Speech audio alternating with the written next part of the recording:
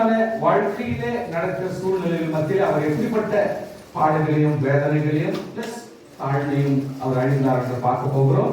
லூக்கா எழுதின சுவிசேஷம் 22ஆம் அதிகாரம் 44ஆம் வசனத்தில் வாசிக்கிறோம். அவர் மிகவும் வியாகுலப்பட்டு அதிக ஊக்கத்தோட ஜெபம் பண்ணினார். எப்போ வியாகுலப்படுறோமோ அதிக ஊக்கமான ஜெபம் வந்துடும். எப்போ வேதனை சகிக்கிறோமோ, எப்போ துக்கத்தை சகிக்கிறோமோ, நமக்கு கான்செப்ட் வரணும்னா அந்த இடத்துல வச்சு திட்டுறதோ இல்ல ஒருத்தரை பத்தி கோபமா பண்ணிக்கின்னு செய்யறதோ அப்படியெல்லாம் செய்யாதபடி நம்மளாம் கர்த்தருடைய பிள்ளைங்க. யோசித்து பாருங்க, கர்த்தருடைய பிள்ளைங்க ஜெபிக்கிறோம் துதிக்கிறோம் நல்லா கான்செப்ட்ல கரெக்டா இருக்கணும். அப்படிப்பட்ட கர்த்தருடைய பிள்ளைங்களுக்கு அறியாத எதுவும் வராது. யார் மூலியமா கர்த்தர் திருத்துவார். சில நேரத்தில் ஒருத்தர் கோபமா பேசுறாங்கன்னா அதுக்கு ஒரு அர்த்தம் இருக்கும். யாரை வச்சே கர்த்தர் சீர்திருத்துவார். சில நேரத்தில் சில காரியங்கள்ல நீ டைவர்ட் ஆகுதுன்னா கர்த்தர் டைவர்ட் பண்றதுக்கே ஒரு ஆளை எழுப்புவார். புரியுதுங்களா? பைபிள் படிக்காதீங்க சொல்லிட்டேன் நான். நீங்க புரிஞ்சுக்கணும். சில நேரத்தில் ஆண்டவருடைய வார்த்தை பிரகாரம் சில காரியங்களை சித்தம் பிரகாரம் நம்ம நடக்கலைன்னா நடக்க வைக்கிறதுக்கு கர்த்தர் அந்த இடத்துல ஒருத்தர் ஆளை ஏற்படுத்தி உங்களோட கோபமா பேச வைப்பார். சில நேரத்தில் சில சீர்திருத்த வைப்பார். அதனால நீங்க பாக்குற ஆளை வச்சு நீங்க கோபப்படக்கூடாது. கர்த்தருடைய சித்தம் கண்டிப்பா நடந்துரும். நான் சொல்றேன், நீங்க எப்படின்னா பண்ணீங்க, எவ்வளவு தூரத்துக்கு போராடுங்க, கர்த்தருடைய சித்தம் உங்க வாழ்க்கையை நடக்க வைக்கிறார். ஏன்னா நீங்க ஆண்டவருடைய பிள்ளைகளா. நம்ம என்ன பண்றோம், குடும்பத்துல யார் கோபப்படுறாலும் அவங்க மேல எரிஞ்சு விடுறோம், அவங்க மேல நம்ம ரொம்ப கஷ்டப்படுறோம். அப்ப நீங்க என்ன செய்யணும், அதிக ஊக்கத்தோடு ஜெபம் பண்ண ஆரம்பிச்சு. அதான் செய்வார் சாம்பிள். அதிக ஊக்கத்தோடு ஜெபம் பண்ணிட்டா ஆண்டு உங்களுக்கு வெளிப்படுத்தும். கர்த்தர் இதை செய்வது அதனால்தான் என்ன கர்த்தர் இப்படி நடத்துறார் அப்படின்னு நீங்க புரிஞ்சுக்கணும். நீங்க என்ன பண்றீங்க, வேதனை பண்றீங்க, துக்கப்படுறீங்க, அந்த துக்கத்தை போய் 4 பேருக்கு சொல்றீங்க, இன்னொருத்தர் சொல்றீங்க, பொல்யூட் பண்றீங்க. So that is not a way. உங்களுடைய டேஸ்ட் அவங்க டேஸ்ட் அல்ல, உங்களுடைய ஸ்பீட் அவங்க ஸ்பீட் அல்ல, உங்களுடைய ஜெபம் அவங்களுடைய ஜெபம் அல்ல.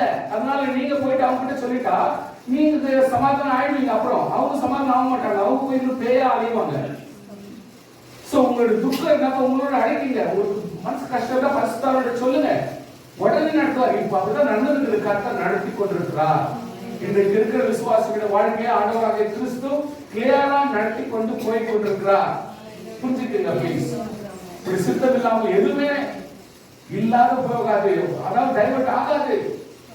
வியாகுலப்படுகிற கர்த்தர் அதிக ஊக்கத்தோடு ஜெபம் பண்ணினா அவருடைய வேர்வை ரத்தத்தின் பெரும் துண்டுகளால் தரையில் விழுந்தது. You cannot expect ஒரு வேர்வை ரத்தமாக மாறிடுமா அப்படின்னு சொல்லி நீங்க உங்களுடைய சரீரத்தில் ஏதாவது ரத்தம் துளி கொட்டுதா அப்படின்னு நீங்க எதிர்பார்க்க முடியாது. ஏன்னா நம்ம எல்லாரும் பாவிகள்.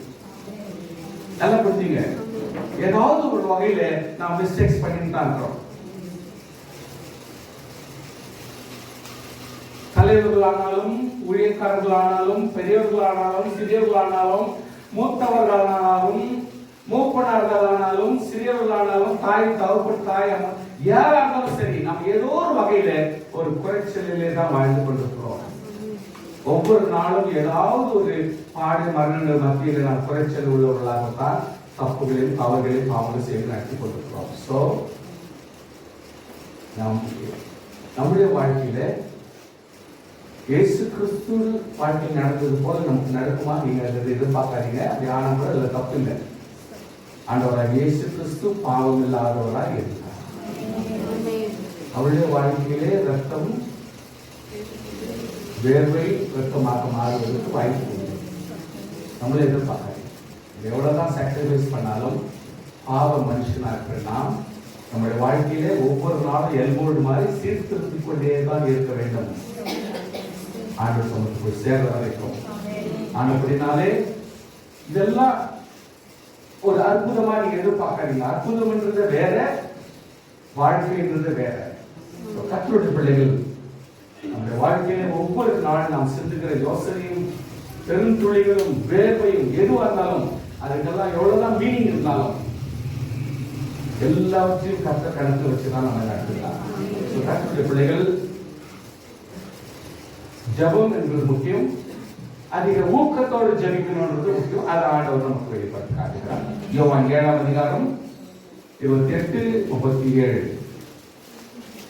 யோவான் 7:28-37. அப்பொழுது இயேசு தேவாலயத்தின் உபதேசத்தில் சத்தமிட்டு, நீங்கள் என்னை அறிவீர்கள், நான் இங்கிருந்து வந்தேன் என்று அறிவீர்கள். நான் எனக்காய் சுயமாய் வரவில்லை, என்னை அனுப்பினவர் சத்தியம் உள்ளவர், அவரை நீங்கள் அறியாது இருக்கிறீர்கள். பண்டிகையின் கடைசி நாடாகிய பிரதான நாளில் இயேசு என்று சத்தமிட்டு, ஒருவன் தாகமாக இருந்தால் எனக்கு வந்து பானம் பண்ண கடவன். தாகமாக இருக்கிறவர்கள், வாஞ்சியா இருக்கிறவர்கள், என்னுடைய வாழ்க்கையில் ஆசீர்வாதம் நிரம்பணும்னு நினைக்கிறவங்க, நல்ல காரியம் நடக்கணும்னு நீங்க இஷ்டப்படுறவங்க, விருப்பப்படுறவங்க, நான் ஒரு பரிசுத்தமா மாறணும்னு விருப்பப்படுறவங்க யாரா இருந்தாலும் அந்த சமயத்துல நம்ம ஜெபித்தான் ஆகும். அதான் கேட்க வாங்க, பரிசுத்த ஆவியை கேளுங்க. பொருளை கேட்காதீங்க, பரிசுத்த ஆவியை கேளுங்க. பானம் பண்ணுங்க. ஃபர்ஸ்ட் தண்ணீரை பானம் பண்ணுங்க. ஃபர்ஸ்ட் சொல்றேன், first you need to drink water. அது பரிசுத்த ஆவியை குறிக்கிறது. விசுவாசிகள் எப்பொழுதுமே எடுத்த உடனே எனக்கு பொருளை கொடு, பணத்தை கொடு, கோல்ட கொடு, இதை கொடு, அத்தை கொடு, இட்ஸ் நாட் a மேட்டர். அவன் என்ன சொல்றாரு, பரிசுத்த ஆவியை கேளு. பரிசுத்த ஆவியார் வந்தால் உங்களுடைய பர்சனல் மேட்டர்ல என்னென்ன அவருக்கு நல்ல டீட்டெயில் தெரியும். ஏன்னா அவரு ஒவ்வொரு நாளும் உங்க கூட வாழ்றார். நல்ல புரிஞ்சுக்கிட்டு பரிசுத்த ஆவியானவர் தான் பர்சனலா எவ்ரி செகண்ட்ல என்ன நடக்குது உங்களுடைய வாழ்க்கையில அறிந்து கொள்வார். அவர் தான் உங்க பர்சனல் டீடைல்ஸ் எல்லாம் அவர் அறிந்திருக்கிறார். பரிசுத்த ஆவியாக தேவை. அவர் என்ன செய்வார், உங்களுக்கு சகல ஆஸ்வத்திலும், சகல சத்தியத்திலும், சகல வழிநடத்துதலிலும், வெளிப்பாடுகளிலும் உங்களை நடத்துவார். So we need to understand. பொருளை கூட இத்த கூட அத்தை கூடன்னு கேட்கறது என்னவோ ஏகம் உள்ளவே இருக்கிற ஒரு பரிசுத்தாவிக்கு தெரியாத ஒரு காரியத்தை நம்ம கேட்கிற மாதிரி நம்ம நினைக்கிறோம். அப்படி அல்ல. பானம் பண்ணுங்க. எதை? தண்ணீர். what is தண்ணீர்? பரிசுத்தாவி. பரிசுத்தாவியாகிய திரியேக தேவனை நாம் ஏற்றுக்கொண்டு அவரிலே நம்ம எவ்ரிடே ரினியூவல் ஆயிட்டா அவர் நம்மை சகல சத்தியத்துக்குள்ளும் நடத்துவார். விசுவாசிகள் கொஞ்சம் இந்த கவனத்தோடு பண்ணிக்க, புரிஞ்சுக்குங்க. John 12:44. யோவான் 12:4. அப்பொழுது இயேசு சத்தமிட்டு, என்னிடத்தில் விசுவாசமா இருக்கிறது, என்னிடத்தில் அல்ல, என்னை அனுப்பினவருக்கு விசுவாசமா இருக்கிறார். So you need to understand. இன்னும் சில பேர்லாம் புரிஞ்சுக்கிறாங்க. எவ்வளவு தூரம் புரிஞ்சுக்கிறாங்க? கடவுள் என்று நீ எங்கிறாரோ, தேவன் என்று எங்கிறாரோ, ஆண்டவர் இருந்தா என் வீட்டுல தேவன் நடக்குமா? இந்த சூழ்நிலை ஏன் இப்படி நடக்குது என் வீட்டுல, என் குடும்பத்துல மட்டும்தான் ஏன் இப்படி இருக்குது அப்படின்னு பலர் யோசிக்கிறாங்க. கர்த்தருடைய பிள்ளைகளே, நாம் தேவனை அறியாதிருந்தோம், தேவனை அறியும்படி இயேசு கிறிஸ்துவானவர் வந்தார். ஆமென். என்ன நீங்க கவனிக்கிறீங்க? இயேசு கிறிஸ்துவை அறிந்த பிற்பாடு நம்ம இயேசு கிறிஸ்துவ டைரக்டா பார்க்கல. பலர் பார்த்திருக்கிறாங்க, ஆனா நம்ம பார்க்கல.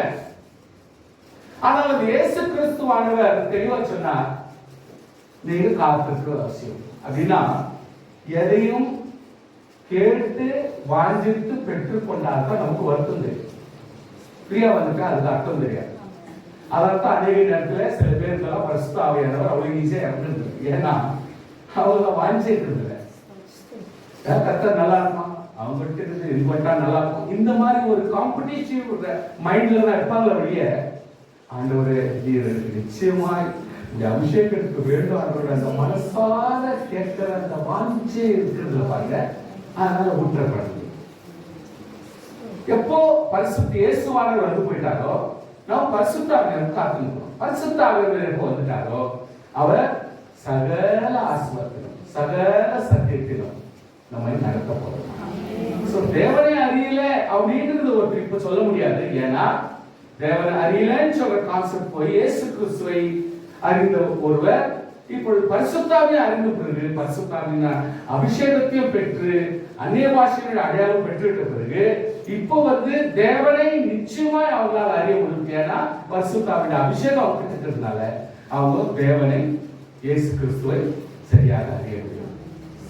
பார்க்கணும் பார்க்கல அப்படின்ற கான்செப்ட் வேணா நம்ம சரீரத்தோடு இருக்கிறது போல இரண்டாவது வருகையில நாம் சரீரத்தோடு அவரை சந்திக்க போகிறோம். ஆனபடினாலே நமக்கு சரீரம் தேவன் சரீரம், இயேசு கிறிஸ்துவாகிய சரீரம், மனுஷனாகிய சரீரம், மூன்று பேரும் நம்ம இரண்டாவது வருகையில மீட் பண்ண போறோம். அதனால அப்போ நீங்க எல்லாத்தையும் சரிசமம் படுத்திக்கலாம்.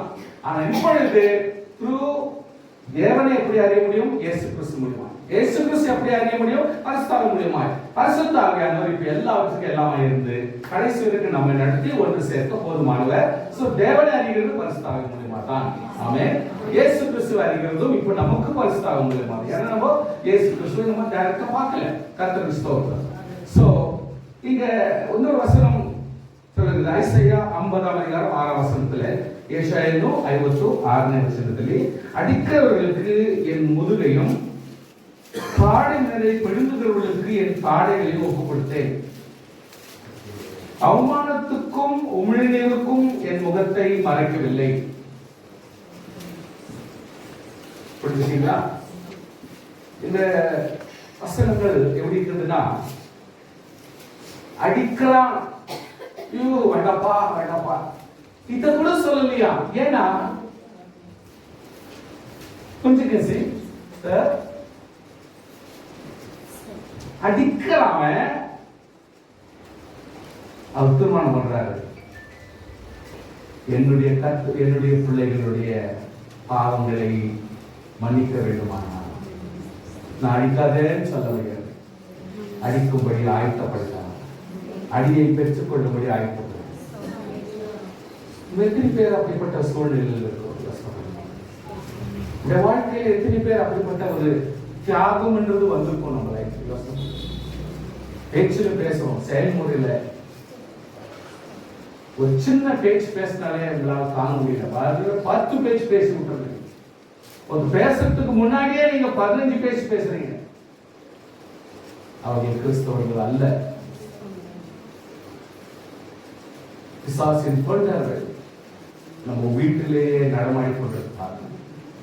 கர்த்தருடைய பிள்ளைகளே, தெளிவாக சொல்லப்படுகிறது, அடிக்கிறவர்களுக்கு என் முதுகை,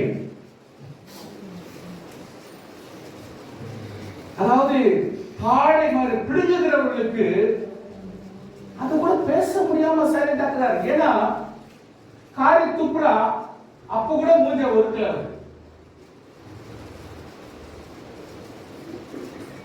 சோ இத கொஞ்சம் யோசித்து பார்த்தா, ஒருத்தருக்காக தன் ஜீவனை கொடுக்க வேண்டும் என்று யோசித்துட்டு பிறகு ஒரு தீர்மானம் எடுத்த ஒரு மனுஷர் எவ்வளவு தூரத்துக்கு தன்னை ஆயத்தப்படுத்தணும், எப்படி நம்ம ப்ரிப்பரேஷன் ஆயிருக்கணும், எப்படி ஒரு கிறிஸ்தவனா இருக்க முடியும், எப்படி எல்லாவற்றிலும் நம்ம ஒரு ஆவிக்குரிய பிள்ளைகளா இருக்க முடியும்ன்றத கொஞ்சம் கூட யோசித்து பாருங்க. டே டு டே லைஃப்ல நம்ம எவ்வளவு தூரத்துக்கு தாக்கு பிடிக்க முடியுது, டே டு டே லைஃப்ல எவ்வளவு தூரத்துக்கு நம்மளாம் இதெல்லாம் சமாளிக்க முடியுது அப்படின்னு யோசித்து பாருங்க. Are we prepared?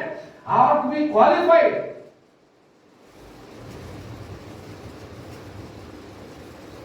நம்ம சொந்த பழக்கத்திலே தான் உழன்று கொண்டிருக்கிறோம். இந்த ஒரு எக்ஸாம்பிள் நமக்கு ஆக மாட்டேங்குது. கேட்கிற வரைக்கும் தான் ஸ்தோத்திரம். ஆனா செயல்முறையில நம்ம வீடுல விடாப்பிடியா தான் வாழ்ந்து கொண்டிருக்கிறோம். நம்முடைய மீறுதல் நிமித்தம் அவர் காயப்பட்டு, நம்முடைய அக்கிரமங்கள் நிமித்தம் அவர் நொறுக்கப்பட்டார். நொறுக்கப்பட்டார்னா ஆல்மோஸ்ட் வெரி ஸ்மால் பீசஸ். மொத்தமாக இருந்த தேவன் இன்றைக்கு தூள் தூளா மாறிட்டார். சொல்ல முடியுமா? என்னுடைய மீறுதல் தான், என்னுடைய அக்கிரமங்கள் தான். எத்தனை பேர் சொல்லுங்க? கைகளுக்கு சோதனை. அல்லேலூயா. இன்னைக்கு நாளைக்கு கூட நம்ம இப்படி அக்செப்ட் பண்ணிக்கிறதுனால தான் நம்முடைய வாழ்க்கையில் எத்தனையோ காரியங்களை நாம் திருந்தி கர்த்தருடைய இரக்கத்தை பெற முடிகிறது. இன்றைக்கு நாளைக்கு இப்படிப்பட்ட வாக்கியங்களினாலே நாம் பலப்படுகிறதுனால தான், நாம் ஒப்பு கொடுக்கிறதுனால தான் இன்றைக்கு நம்முடைய வாழ்க்கையில பல பிரச்சனைகளையும் போராட்டங்கள் மீறி நாம் ஆண்டவருடைய இரக்கத்தை பெற எத்தனையோ காரியங்கள் மீண்டு வர்றதுக்கு கர்த்தர் உதவி செய்கிறார். நமக்கு சமாதானம் உண்டு பண்ணும் அந்த ஈக்குவலண்ட் ஆக்கினை அவர் மேல் வந்தது.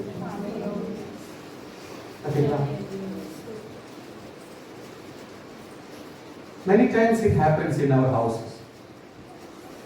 கொஞ்சம் வாலிப பிள்ளைங்க வந்துட்டு பிறகு ஒரு தப்பு பண்ணிட்டா அந்த தப்பை கவர் பண்றதுக்கு இன்னொரு வாலிப பிள்ளை அந்த வீட்டிலேயே நான் செஞ்ச மாதிரி எடுத்துன்னு அப்படி அட்ஜஸ்ட் பண்ணி வீட்டில் ஏதோ ஒரு பெரிய ஏதோ ஒன்று உடஞ்சிச்சு ஏதோ ஒன்று ஆயிடுச்சுனாக்கா ஒருத்தர் அப்பா கேட்டாங்கன்னா உடனே நல்லா தெரியாது ஆயிடுச்சுன்னு சொல்லிட்டு வேற ஒருத்தர் அட்ஜஸ்ட் பண்ணிடுவாங்க. இல்லை கோவத்தில் அம்மா வந்து கேட்குறாங்கன்னா உடனே யாருன்னா ஒரு பொண்ணு பிள்ளைங்க வந்து அட்ஜஸ்ட் பண்ணி அதை பேசி சமாளிச்சுட்டாங்க.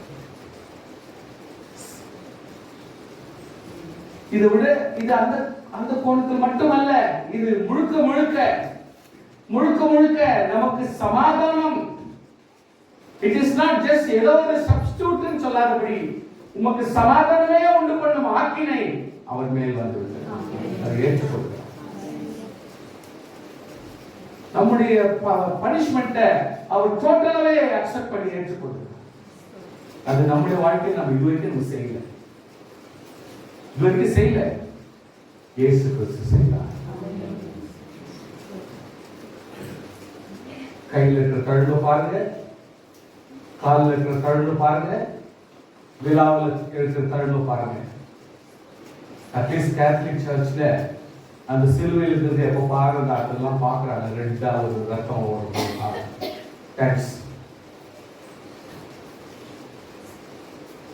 அதை பார்க்கிற ஒவ்வொரு நாளும் நான் யோசிக்க வேண்டும், நான் செய்த தவறு இன்றைக்கு அந்த காயங்கள்,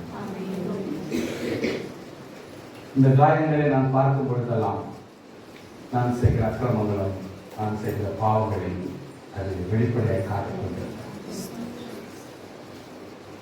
ஏன் அதை நம்ம புரிஞ்சுக்க கூடாது? ஆமென்.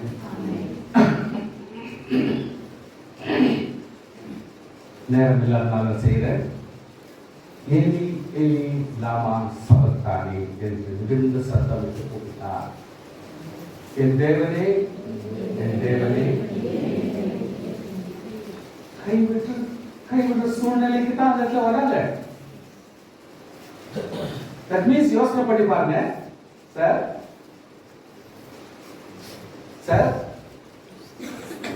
இதுவரைக்கும் அவரு தன்னுடைய தகப்பனுடைய பிரசன்ஸ்ல தான் இருக்கிறாருன்னு அர்த்தம்.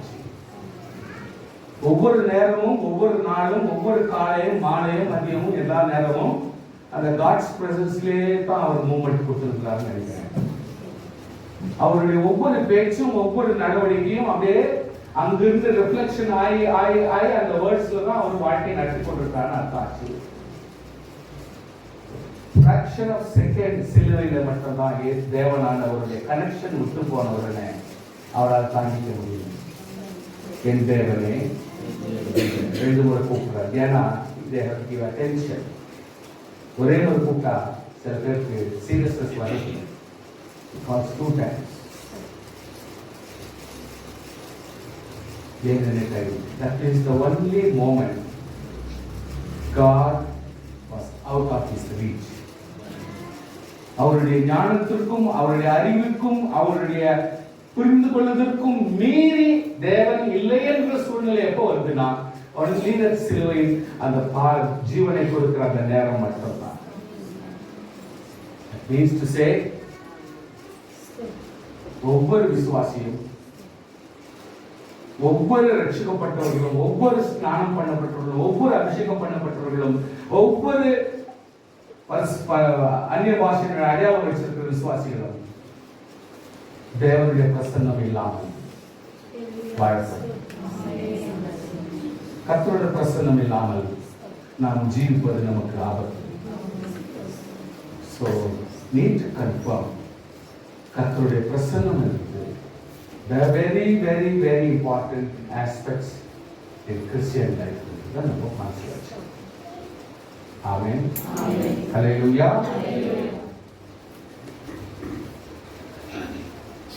ஏனென்றால் தமக்காகவும் தம்மாலேயும் சகலவற்றையும் உண்டாக்கினவர் அநேக பிள்ளைகளை மகிமையில் கொண்டு வந்து சேர்க்கையில் அவருடைய ரட்சிப்பின் அதிபதி உபத்திரவங்களினாலே பூர்ணப்படுத்துறது அவருக்கு ஏற்றதாக இருந்தது. ஆண்டவர் சொல்றார், இந்த உபத்திரவங்களினாலும் வேதனையினாலும் துக்கத்தினாலும்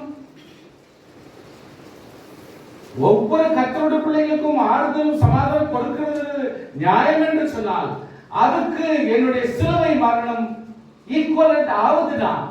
அதையே நான் ஏற்றுக்கொள்கிறேன்.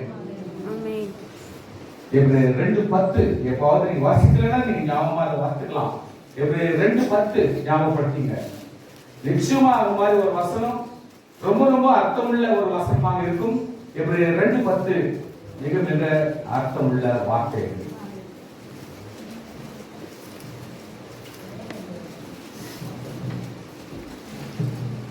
13:12 வாசிக்கிறோம். அந்தபடியே இயேசுவும் தம்முடைய சொந்த ரத்தத்தினாலே ஜனத்தை பரிசுத்தம் செய்யும் பொருட்டாக நகர வாசலுக்கு புறம்பே பாடுபட்டார்.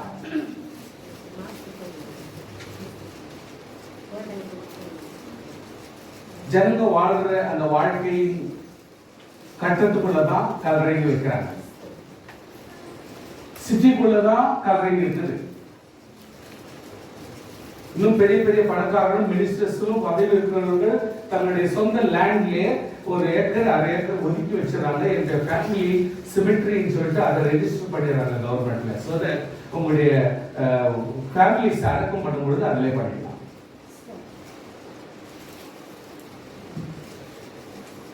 லேண்ட் பெருசா இருந்துச்சுன்னா சின்னதா ஒதுக்கி அதை ரெஜிஸ்டர் பண்ண கவர்மெண்ட்ல.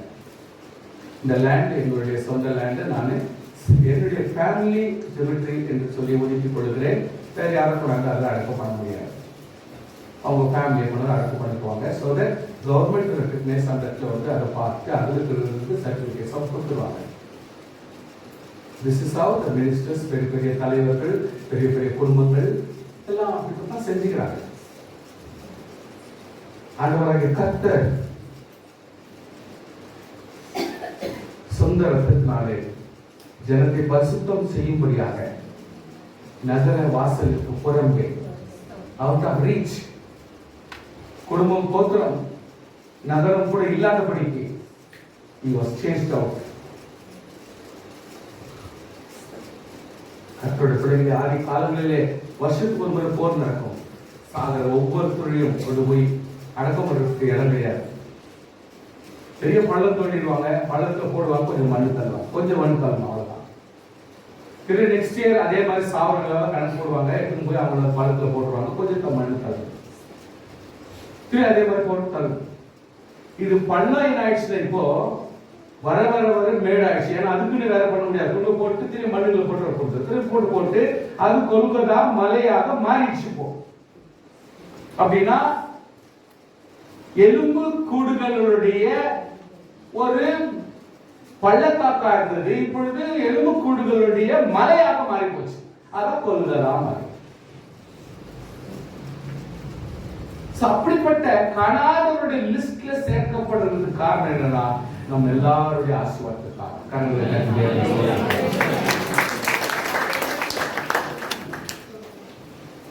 ஒன்று பேதுரு 3:18 வாசிக்கிறோம். முதல்ல பேதுரு 3:18 ஏனென்றில் கிறிஸ்துவும் நம்மை தேவனிடத்தில் சேர்க்கும்படி அநீதி உள்ளவர்களுக்கு பதிலாக நீதி உள்ளவராய் பாவங்களின் நிமித்தம் ஒரே தரம் பாடுபட்டார்.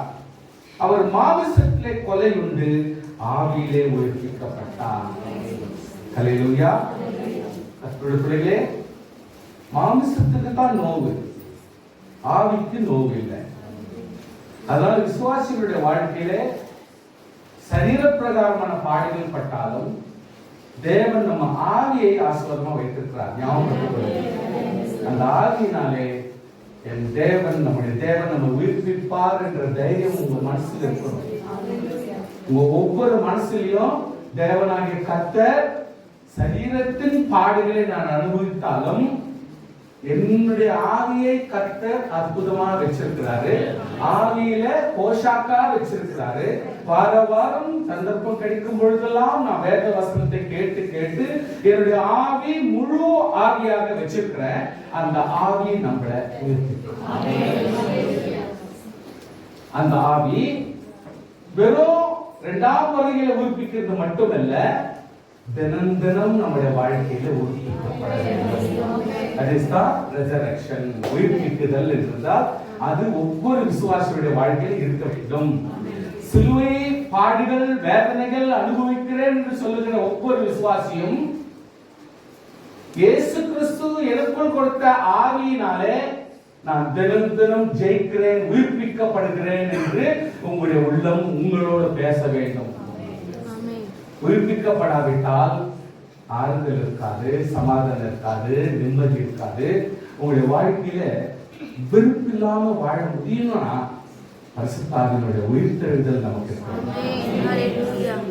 கஷ்டம் எவ்வளவு இருக்குது, பாடு எவ்வளவு இருக்குது, வேதனை எவ்வளவு இருக்குது நம்ம சொல்றோமோ அதே வாய் சொல்லணும், ஆண்டவராகிய கர்த்தர் என் ஆவியை உயிர்ப்பிக்க வல்லவர், நான் இந்த பிரச்சனையில் உயிர்ப்பிப்பேன், இந்த போராட்டத்தை உயிர்ப்பிப்பேன் என்று உள்ளுக்குள்ள பேசினே இருக்கணும். எப்போ வீட்டுல சண்டை ஆகினேதோ அதே நேரத்தில் உங்களுடைய ஆவி உன்னோட கூட பேச வேண்டும்.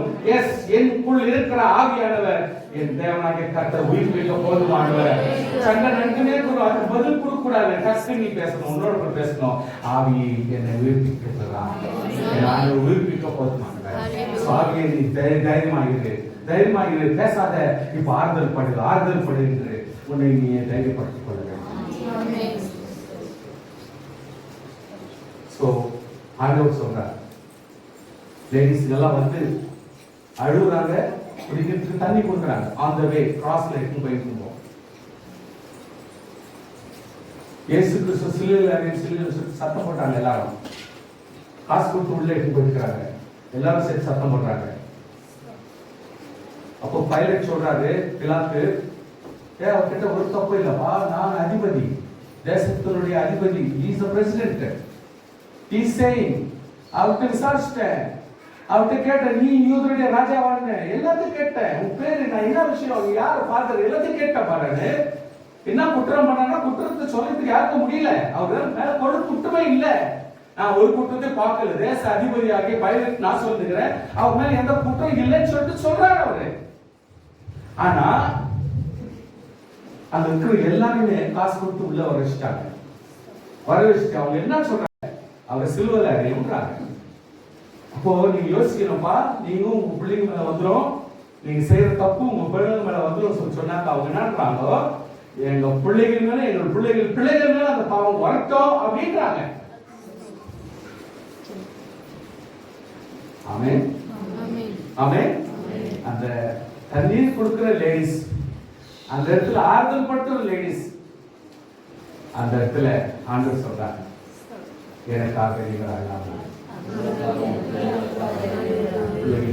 அழ வேண்டிய அவசியமானது. ஏன்னா அப்படியே உங்களுடைய புருஷமாருமே அழிஞ்சிருக்கிறாங்க.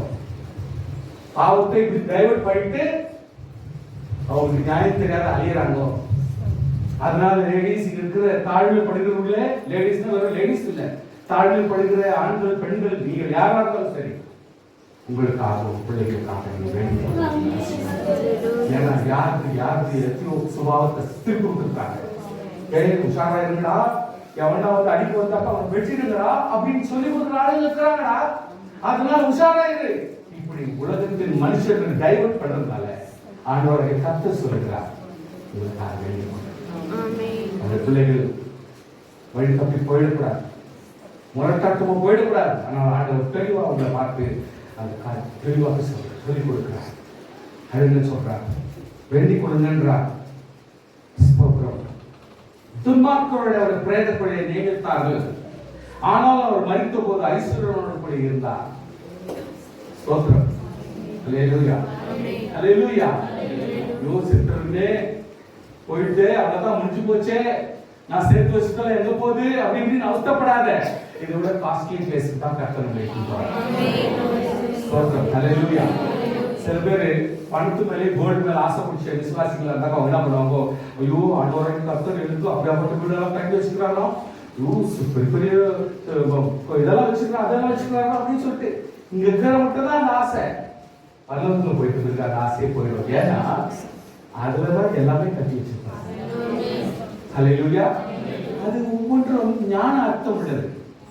நீங்க நினைச்சுக்கிறீங்க வைடூரியம், மாணிக்கம், எஸ்பி, மரகதம் அப்படி சொல்லிட்டு ஒன்னு சொல்றீங்க. It is all the spiritual meaning இருக்குது. அதுல கல்லு எல்லாம் மீனிங், கல்லெல்லாம் ஒரு பொருட்டே. ஸ்தோத்திரம். அதுக்கெல்லாம் வித்தியாசமான அர்த்தங்கள் உண்டு. இவைகளில் நிரம்பினது தான் பரலோக கட்டிடங்கள் அர்த்தம் மொழிய. அங்க கூட நான் எஸ்பி பார்த்தா கட்டுரைக்கு எஸ்பி இருக்காது, மரகதம் பார்த்தா மரகதம் இருக்காது. கட்டுரை பிள்ளைகளே ஏமாந்து போகாது. பரலோகத்துக்கு போறப்ப கூட நான் அந்த மோட்டிவேஷன்லயே போலான்னு நினைக்காதீங்க. அதோட அர்த்தங்களே வேற.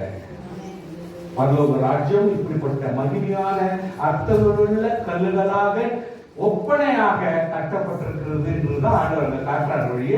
அங்க போயிட்டு கோல்டு ரோடு போனீங்க நினைக்காதீங்க. அப்படின்னா பரிசுத்தமாக ரோடா இருந்தாலும் எதுவாக இருந்தாலும் பரிசுத்தமா இருக்கிறது அர்த்தம் அது வழிய. அங்க கோல்டாம நீங்க பார்க்கலான்ற யோசனை போறீங்க. வெறுத்து நமக்கு அப்படிப்பட்ட யோசனை வரும். பரலோகம் போனா உங்க அந்த மைண்டே வராது. ஹல்லேலூயா. அவர் கொடுமை செய்யவில்லை, வாயில் மஞ்சளை. ஹல்லேலூயா. இரண்டு கல்லர்கள் அவர்கள் மத்தியிலே அடக்கம் பண்ண சிலுவையில் அடைந்தார்கள்.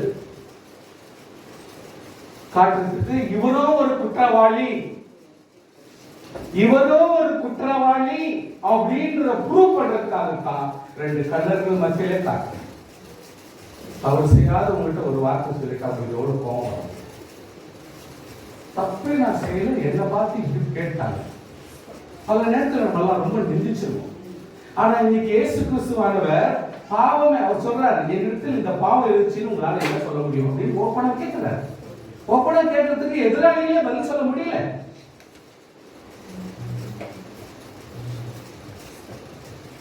நம்ம கேட்கறதுக்கு தைரியம் தான் சொல்லுங்க. நானே என் வீட்டுல போய் என்கிட்ட என்ன தப்புவே இல்லை அப்படின்னு சொல்லிட்டா சொல்றதுக்கு தைரியம் வருமா?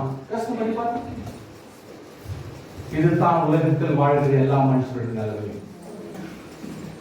எப்படியாப்பட்ட ஊழியக்காரன், எப்படியாப்பட்ட ஆளா இருந்தாலும் சரி, யாரானாலும் சரண்டர். ஏன்னா நம்ம அந்த வார்த்தையை நம்ம சொல்ல முடியாது. ஆனா ஆண்டவர் இயேசுக்கு சொல்லி கொண்டிருக்கிறார், சொல்லி கொண்டிருக்கிறார். அல்லேலூயா. அதை சொல்றார், அவரு தெளிவாக சொல்லுகிறார்.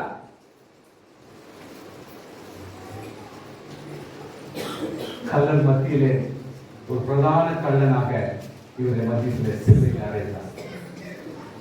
யோசனை பண்ணிப்பா. இன்னைக்கு நம்முடைய வாழ்க்கையில எத்தனையோ பாடுகளை சகிக்கிறோம். ஆனா சகிப்பின் மத்தியில எப்படா இதெல்லாம் சமாளிக்கிறது? இவ்வளவு உண்மையா இருக்கிறாங்க. எத்தனை புரிஞ்சுக்கிறாங்களா? புரிஞ்சுக்கிறாங்களா? நம்ம புரிஞ்சுக்கணும். விசுவாசிகள் புரிஞ்சுக்கணும். ஒவ்வொரு விசுவாசியும் எத்தனையோ பாடுகளை சகித்துக் கொண்டு வெளியே சொல்ல முடியாமல் அவர்கள் ஜபத்திலே ஒண்ணும் தெரியாத மாதிரி வாழ்ந்து கொண்டிருக்கிறார்கள் அப்படின்னு நான் புரிஞ்சுக்கணும். அதே மாதிரி நீங்களும் புரிஞ்சுக்கணும். புரிஞ்சுக்கிறீங்களா? புரிஞ்சுக்கிறீங்களா? நல்லா தெரிஞ்சுங்க.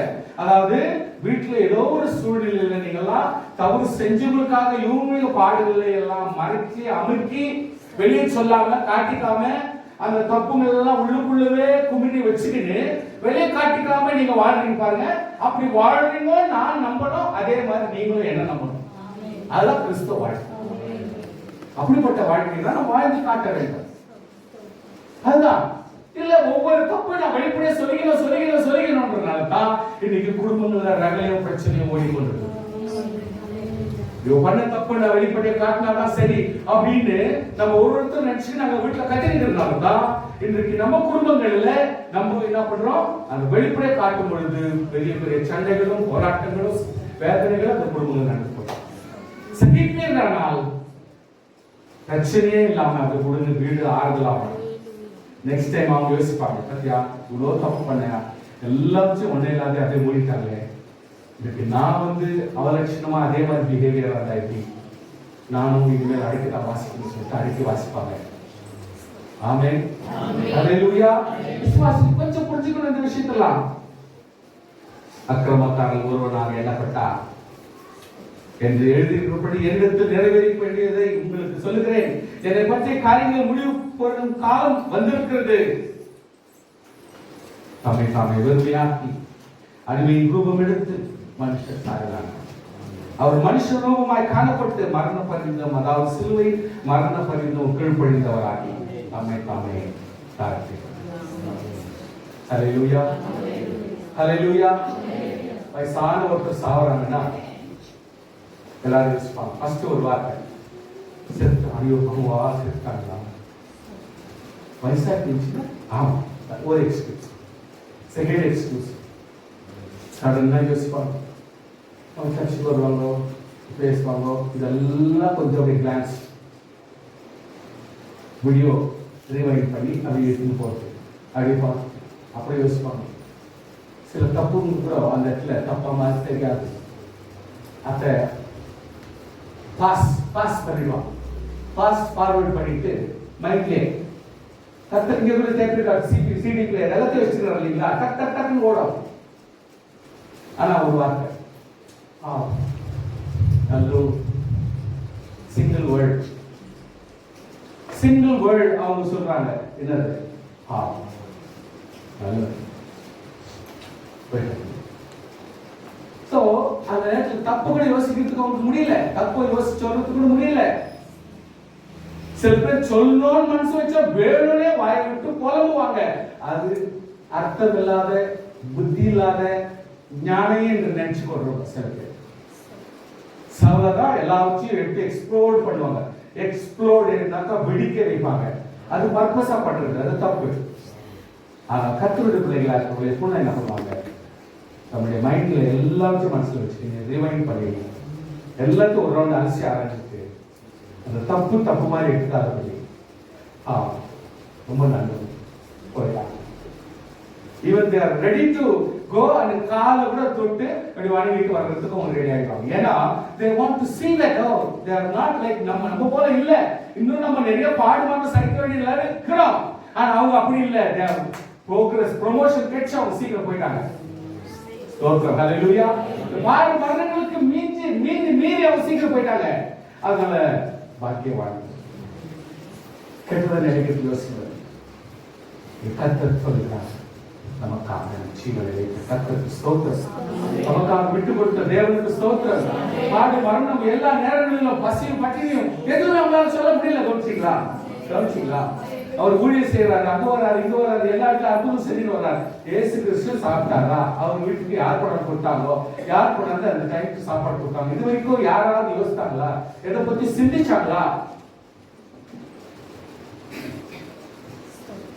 கொஞ்சம் நீங்க திங்க் பண்ணுங்க. உங்க வீட்டுல நம்ம சின்ன சின்ன பாடுகளை பண்ணும் பொழுது நம்முடைய வாழ்க்கையில நீங்க சகிக்கிற சகிப்பு ஒவ்வொன்றுமே ஆண்டவர் கணக்கில் வச்சிருக்காரு. நீ படுகிற வேதனைகளும் நீ விட்டு கொடுத்த தியாகமும் கர்த்தர் கணக்கில் வச்சிருக்கார். உன் வாழ்க்கையை கர்த்தர் அற்புதமாய் ஆசீர்வதிப்பார்.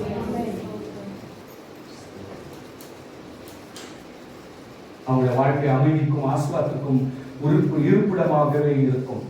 உங்களை தேவன் அற்புதமாக கையில் எழுதி கொள்வார். யோசனை படிப்பார். வெளிப்படை சொல்லணும்னு அவசியம் இது வரைக்கும் சொல்லுது. அவருக்கு டைம் 3 வேளை சாப்பாடு எங்கேயும் கொடுக்கல. ஒரு இடமா இருந்ததில்ல. எல்லாரும் அவங்களுக்கு நினைக்கல. அவரு என்ன அற்புதம்னா சாப்பாடு வந்துருமா? இல்ல திரும்ப சாப்பாடு தான் அற்புதமா கேட்டு சாப்பிட முடியுமா? சொல்லுங்க. உங்கள்கிட்ட சாப்பாடு இருக்குது, உங்கள்கிட்ட ஒரு பழம் இருக்குது, உங்கள்கிட்ட ஒரு ஸ்வீட் இருக்குதுன்னா நீ பாட்டுக்கு எடுத்து உங்க இஷ்டத்துக்கு சாப்பிட்டே இருப்பியா? இது நான் அமெரிக்காவா? சொல்லுங்க. உங்களுக்கு வேணும்னா ஃப்ரிட்ஜில் போய் எடுத்துக்கணும், அவ்வளவுதான். நம்ம ஜனங்களுக்கு அந்த புத்தி திருந்தவே திருந்தாரு. யாருன்னா கொடுத்தாதான், யார் கூட சேர்ந்தாதான் நம்ம ஒண்ணு சேர்ந்து சாப்பிட்டு இஷ்டம் வரும். இல்லைன்னா முடியாது. அவங்க சிஸ்டம் வேற. உனக்கு பசி எடுத்தா நீ போய் இங்க அப்படியே எழுதி நிற்பார், படிச்சு நிற்பார், ஜெபம் பண்ணிப்பார், என்னன்னா பண்ணிப்பார். உனக்கு பசியா? நீ போய் எடுத்து போட்டு பேசாம சாப்பிட்டு எடுத்து போயிட்டே இருக்கணும். கோச்சுக்கு எடுத்து போயில, விரோதம் பண்ணி எடுத்து போயில, சந்தோஷப்படுறது போன இல்லை. அது எனக்கு பிடிக்கல. எனக்கு அந்த வாழ்க்கை செட் ஆகல. கத்துவிட பிள்ளைகள் நான் சொல்றேன், எதிரில் இருந்தாலும் என்னதான் இருந்தாலும் பிள்ளையோ மனைவியோ எல்லாரும் கூப்பிட்டு சாப்பிடுப்பா, இதை சாப்பிடணும், இதை சாப்பிடணும்னு சொல்லி அவங்களுக்கு கோர்ஸ் பண்ணி கொஞ்சமாவது சாப்பிடுச்சுட்டா அப்ப நீ சாப்பிடணும்னு ஒரு எண்ணம் பண்ணி பாருங்க. நம்ம லைஃப்ல வேற எப்படி முடியுது? திருத்தனமா சாப்பிட்டு அப்படி பண்ற லைஃப் நம்ம கிட்ட இருக்குதா?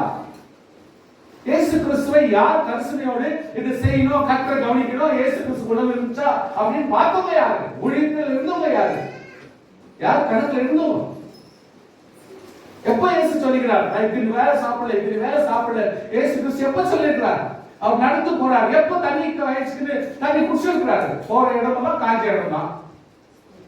போய் போய் போய் போய் இஸ்ரேல் போனா கூட சரி, நீங்க அப்படி நடந்து போறது ஒரு பஸ்ல இருந்து பார்க்கும்போது பார்க்கிற இடமெல்லாம் காஞ்சி தான் கிடக்குது.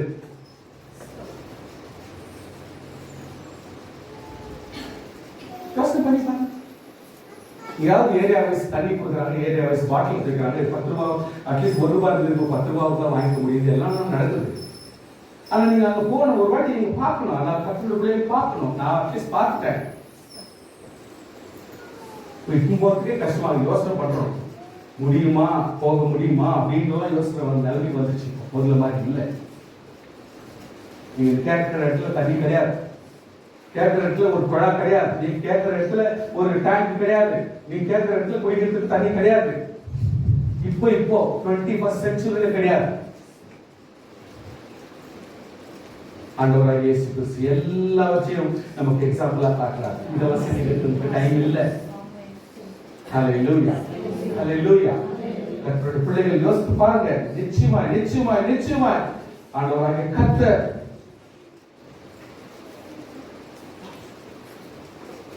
அன்றைய சிலுவையில் அறையப்பட்டிருந்த குற்றவாளி ஒருவன், நீ கிறிஸ்துவானால் உன்னையும் எங்களையும் ரட்சித்துக் கொள். பாருங்க, கேட்கிறவன் கேட்கிற கேள்வியை பார்த்தா எனக்கே பயக்க முடியும். நீ ரியலி கிரைஸ்டா இருந்தா உன்னை நீ ரட்சிக்கோ, என்னை ரட்சித்துக்கொள். ரட்சிங்கோன்னு கூட கேட்க முடியல அவனுக்கு. என்ன ரட்சிங்க கேட்கறது கூட முடியல அவனுக்கு. ரட்சித்துக்கோ, உனக்கு வேணும்னா என்ன ரட்சித்துக்கோ. இதான் உலக வாழ்க்கை என்று அர்த்தம். உலக வாழ்க்கைக்கு மீனிங் தான். யோசனை பண்ணி பாருங்க. நான் போன வாரம் கூட அதான் சொன்னேன் உங்களுக்கு. லாஸ்டா சொல்லி முடிக்கிறேன் இந்த விஷயத்தை. இயேசு கிறிஸ்து எல்லாம் செஞ்சது ரைட், எல்லாம் சுகமா போயிடுது, எல்லாம் அற்புதமா போயிடுது. எங்க பாரு மகிமையா இருக்குது, எங்க பாரு வித்தியாசமா இருக்குது, ரொம்ப ரிவைவலா இருக்குது, எங்க பாரு சாப்பாடு, எங்க பாரு கேங்கா சுகம், கேங்கா ஆசீர்வாதம், கேங்கா சாப்பாடு, எங்க பாரு இது எதுவுமே வித்தியாசமா தான் போயிடுது. திடீர்னு ஆண்டவர் கொண்டு போறார். நான் உங்களுக்காக ஜீவனை கொடுக்க போகிறேன், நான் இன்னும் சில நாளுக்குள்ள மறிக்க போகிறேன், மறித்து 3ஆம் நாள் உயிர்த்தெழ போகிறேன். இவ்வளவு சொல்றாரு. யாருக்கும் காதலை எடுத்துக்கிறதுக்கு இஷ்டம் இல்லை. யோசிங்களா? இவ்வளவு சொல்றாரு. 3 டைம்ஸ் ரிப்பீட் பண்றாரு வேற வேற டைம்ல. ஆனா ஒருத்தருக்கும் இந்த காதலை ஏத்துக்கிறதுக்கு மனசே கிடையாது. ஏன்னா அவங்களுக்கு இஷ்டம் இல்லை.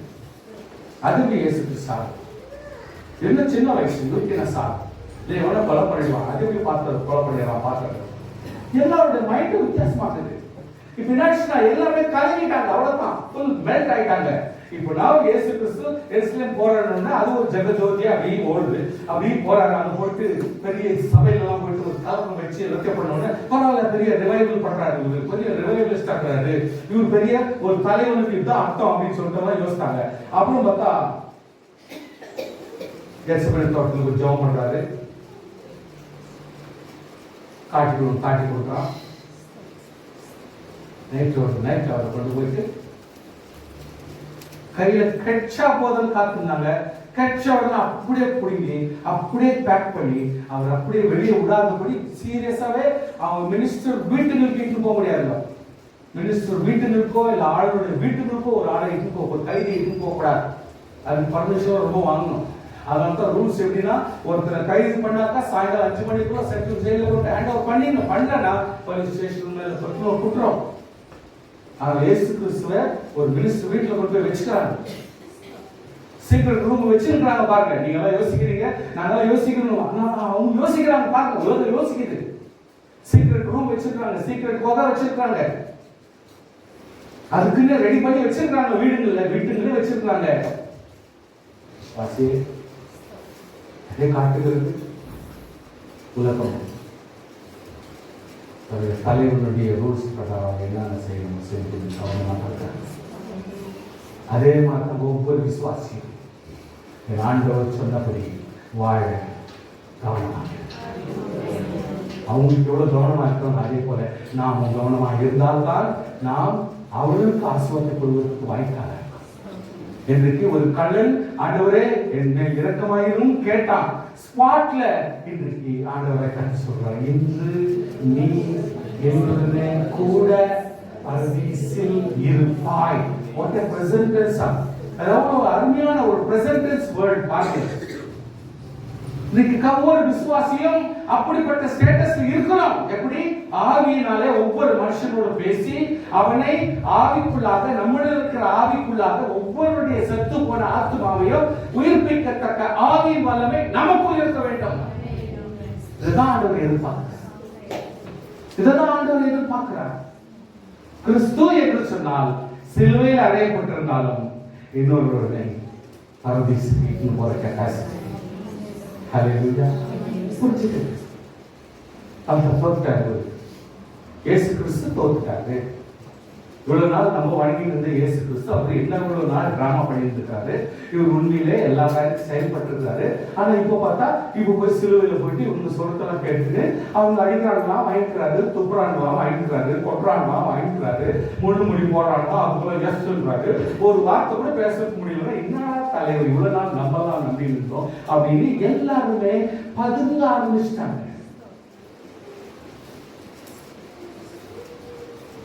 ஞாபகப்படுத்துறேன், உயிர்த்தெழுந்த இயேசுவை நம்ம வணங்கி கொண்டிருக்கிறோம். உயிர்த்தெழுந்த இயேசுவை வணங்கி கொண்டிருக்கிறோம். கான்செப்ட் அவங்களால புரிஞ்சுக்க முடியல. இன்னைக்கு எல்லாருக்கும் முடிந்த கர்த்தருடைய பிள்ளைகளை நம்முடைய வாழ்க்கையில நம்ம வந்தவங்களா இருக்கக்கூடாது. பாடல் பாடலாமா? பாடல் பாடலாமா? நாம ನನ್ನ ಆಶ್ರಯವೇ ಭಯವಿಲ್ಲ ನಮಗೆಂದಿಗೂ. ಕರ್ತನ ನಾಮ ನನ್ನ ಆಶ್ರಯವೇ ಭಯವಿಲ್ಲ ನಮಗೆಂದಿಗೂ.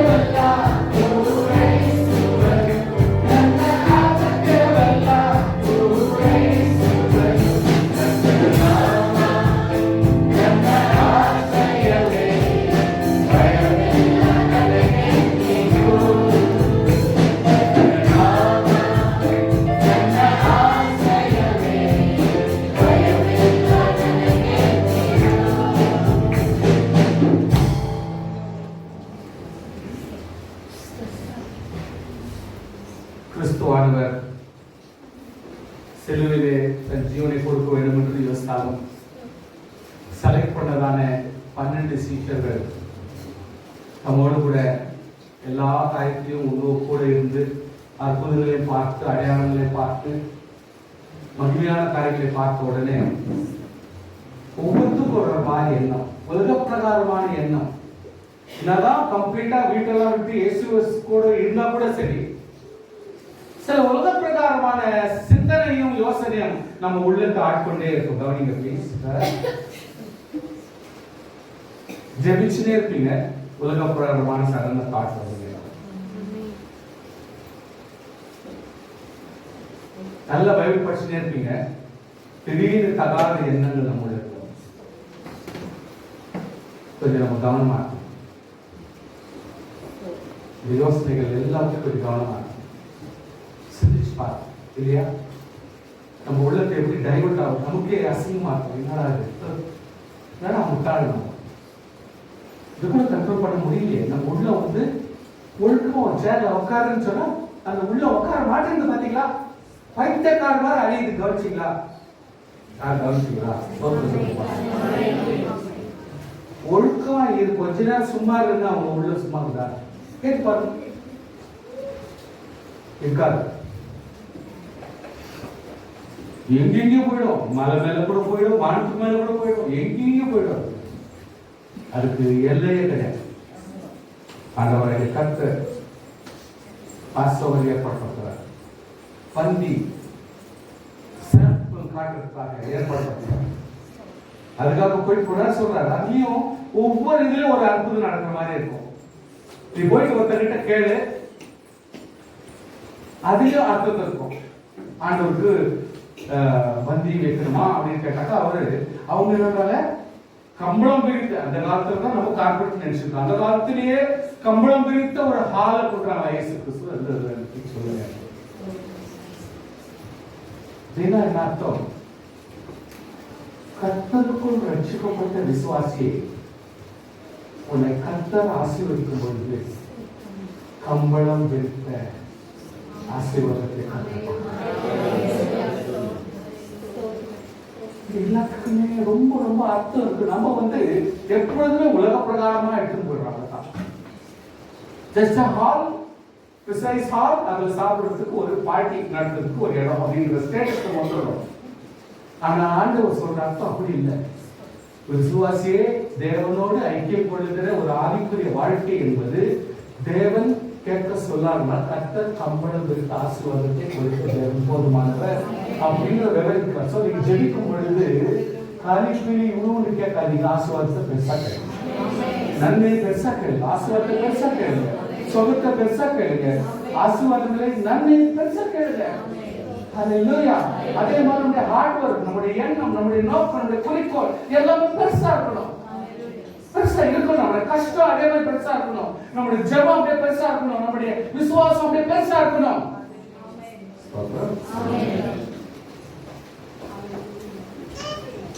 விசுவாசிகளுக்குள்ளே போராட்டம், தலைவர்களுக்குள்ளே போராட்டம். நான் பெரியவனா நீ பெரியவன், அவனுடைய காரியத்தை புரிஞ்சுக்க முடியல. யோசித்து பாருங்க, முடியல.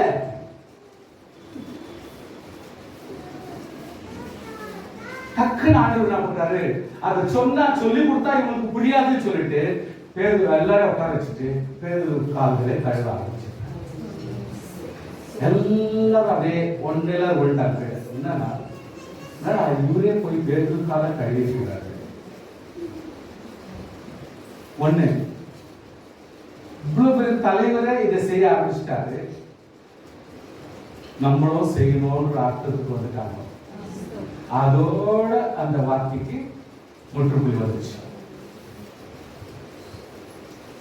நம்மளால என்ன செய்வோம், கூப்பிட்டு அவர் பேசி வாக்குவாதம் பண்ணி நான் நினைச்சிருக்கிறேன். அவர் தான் முதல்ல வந்து இயேசு கிறிஸ்து அவர் தான் ஃபர்ஸ்ட் கூப்பிட்டார். இப்படிதான் நீ வந்த, இப்படிதான் நீ வந்த, வரையறுக்கிறோம், நம்மள செப்பரேட் பண்றோம், சார்ட் அவுட் பண்றோம், ஒர்க் அவுட் பண்ணி கொடுக்குறோம். ஆண்டவர் அப்படி இல்லை.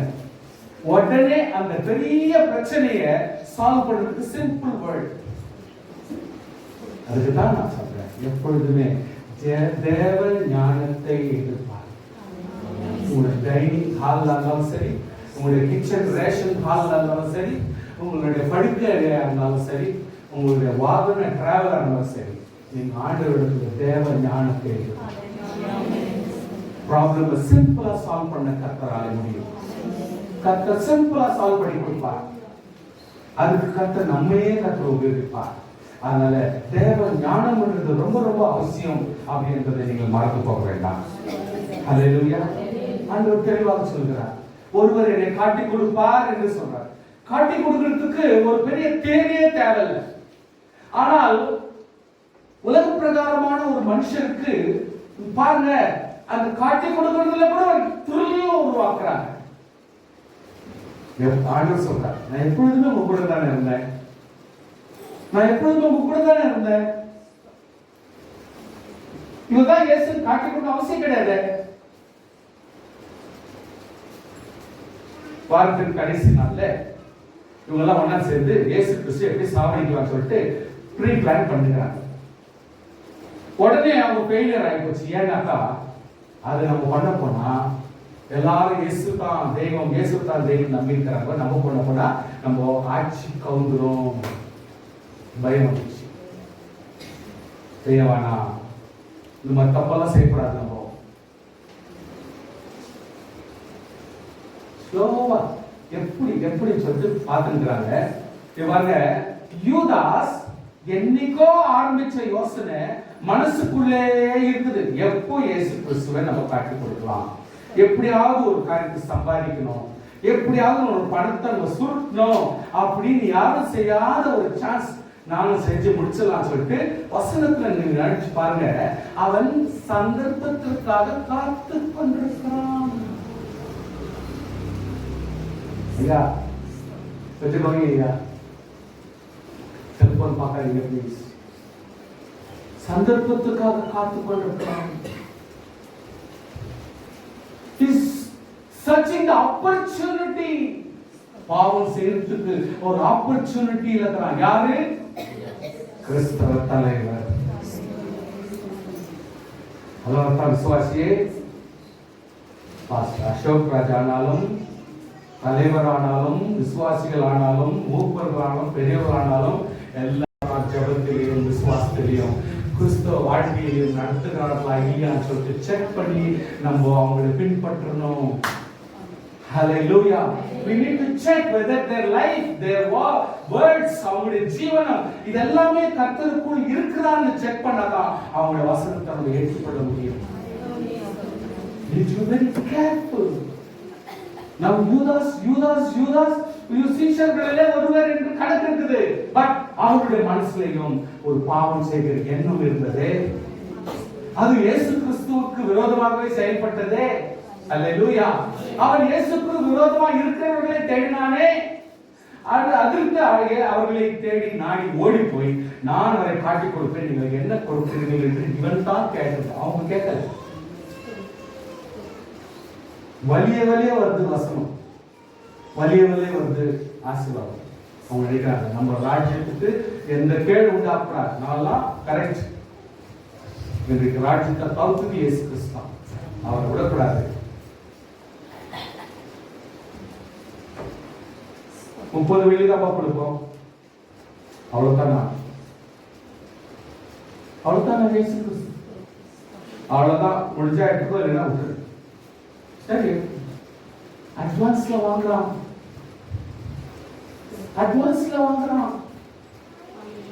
ஃபுல் பணம், அட்வான்ஸ் பணம் வாங்கல, ஃபுல் பணத்தை வாங்குறான் அட்வான்ஸ்ல. கிறிஸ்தவ வாழ்க்கை புனிதமாய் கருத வேண்டிய இந்த உலகத்தில் எத்தனை தரம் கணவனை மறுதளித்திருக்கிறோம், மனைவியை மறுதளித்திருக்கிறோம், இயேசுவை மறுதளித்திருக்கிறோம், பாஸ்டரை மறுதளித்திருக்கிறோம், நம்முடைய சகோதர சகோதரிகளை மறுதளித்திருக்கிறோம். எத்தனை நேரம் நம்முடைய விசுவாசத்தை மறுதளித்திருக்கிறோம். இவெல்லாம் செய்யலன்னு நீங்க நினைக்கிறீங்களா? கண்டிப்பா செஞ்சிருக்காங்க.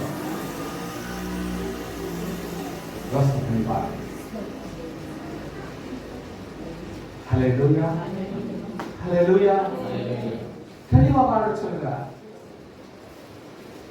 இந்த சாப்பாட்டிலேயே கை வச்சு சாப்பிட்டு இந்த சகோதரன் தான் அதை செய்வோம். ஆண்டவரே நானா? ஆம், அதை செய்யறது கரெக்டா செய்கின்ற அந்த செய்தியும் கிரமத்தோட போய் செய்யுங்க. ஆனா அவனை குறிச்சு அவன் சொல்லும் பொழுது என்ன சொல்றாரு? இவன் பிறவாக இருந்தான்.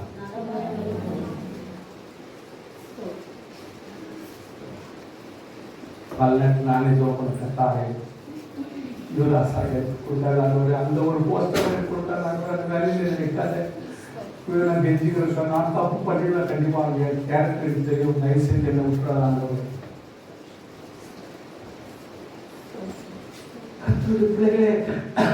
ஜபம் அவசியம். ஹல்லேலூயா. நம்முடைய ஜபம் அவசியம். குடும்பங்கள் நம்ம எத்தனை முறை எவ்வளவு தவறுகள் செய்யறோம் கவனிச்சு பாருங்க. ஆண்டவர் சங்கீதம் யோவான் 14ஆம் அதிகாரம் உங்களுக்கு நல்லா தெரியும். ஆண்டவர் எல்லாரையும் ஆறுதல் படுத்தணும். எவ்வளவு ஆறுதல் படுத்தணுமோ ஆறுதல் படுத்த முடியும். உங்கள் இருதயம் கலங்காது இருப்பதாக. அதான் ஒரு தீம் வேர்ட். உங்கள் இருதயம் கலங்காது. என்னென்ன விசுவாசம் இந்த கான்செப்ட். உங்கள் இருதயம் கலங்க கூடாதுன்னா பிதாவினிடத்திலும் இயேசு கிறிஸ்துவிலும் நீங்கள் விசுவாசம். கலங்கக்கூடாதுனாக்கா இது ரெண்டுக்கும் விசுவாசம் வைக்கணும். சோ இதுக்கு எக்ஸ்பிளனேஷன் தான் பின்னால இருந்து கொடுத்து வராங்க. இந்த ஃபர்ஸ்ட் வேர்டுக்கு எக்ஸ்பிளனேஷன் தான் இருக்கிறது எல்லா டீடைல்ஸ் கொடுக்குறாங்க.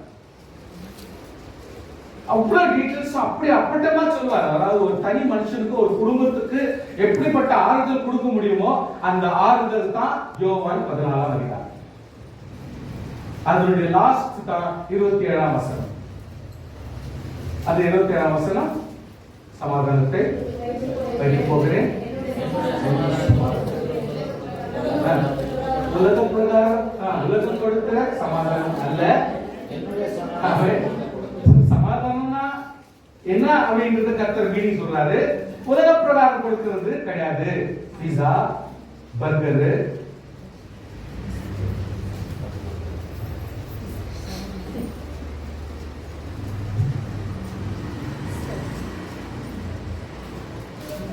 சாப்பிட்டா திருப்தி, பிரியாணி சாப்பிட்டா திருப்தி, இது சாப்பிட்டா திருப்தி.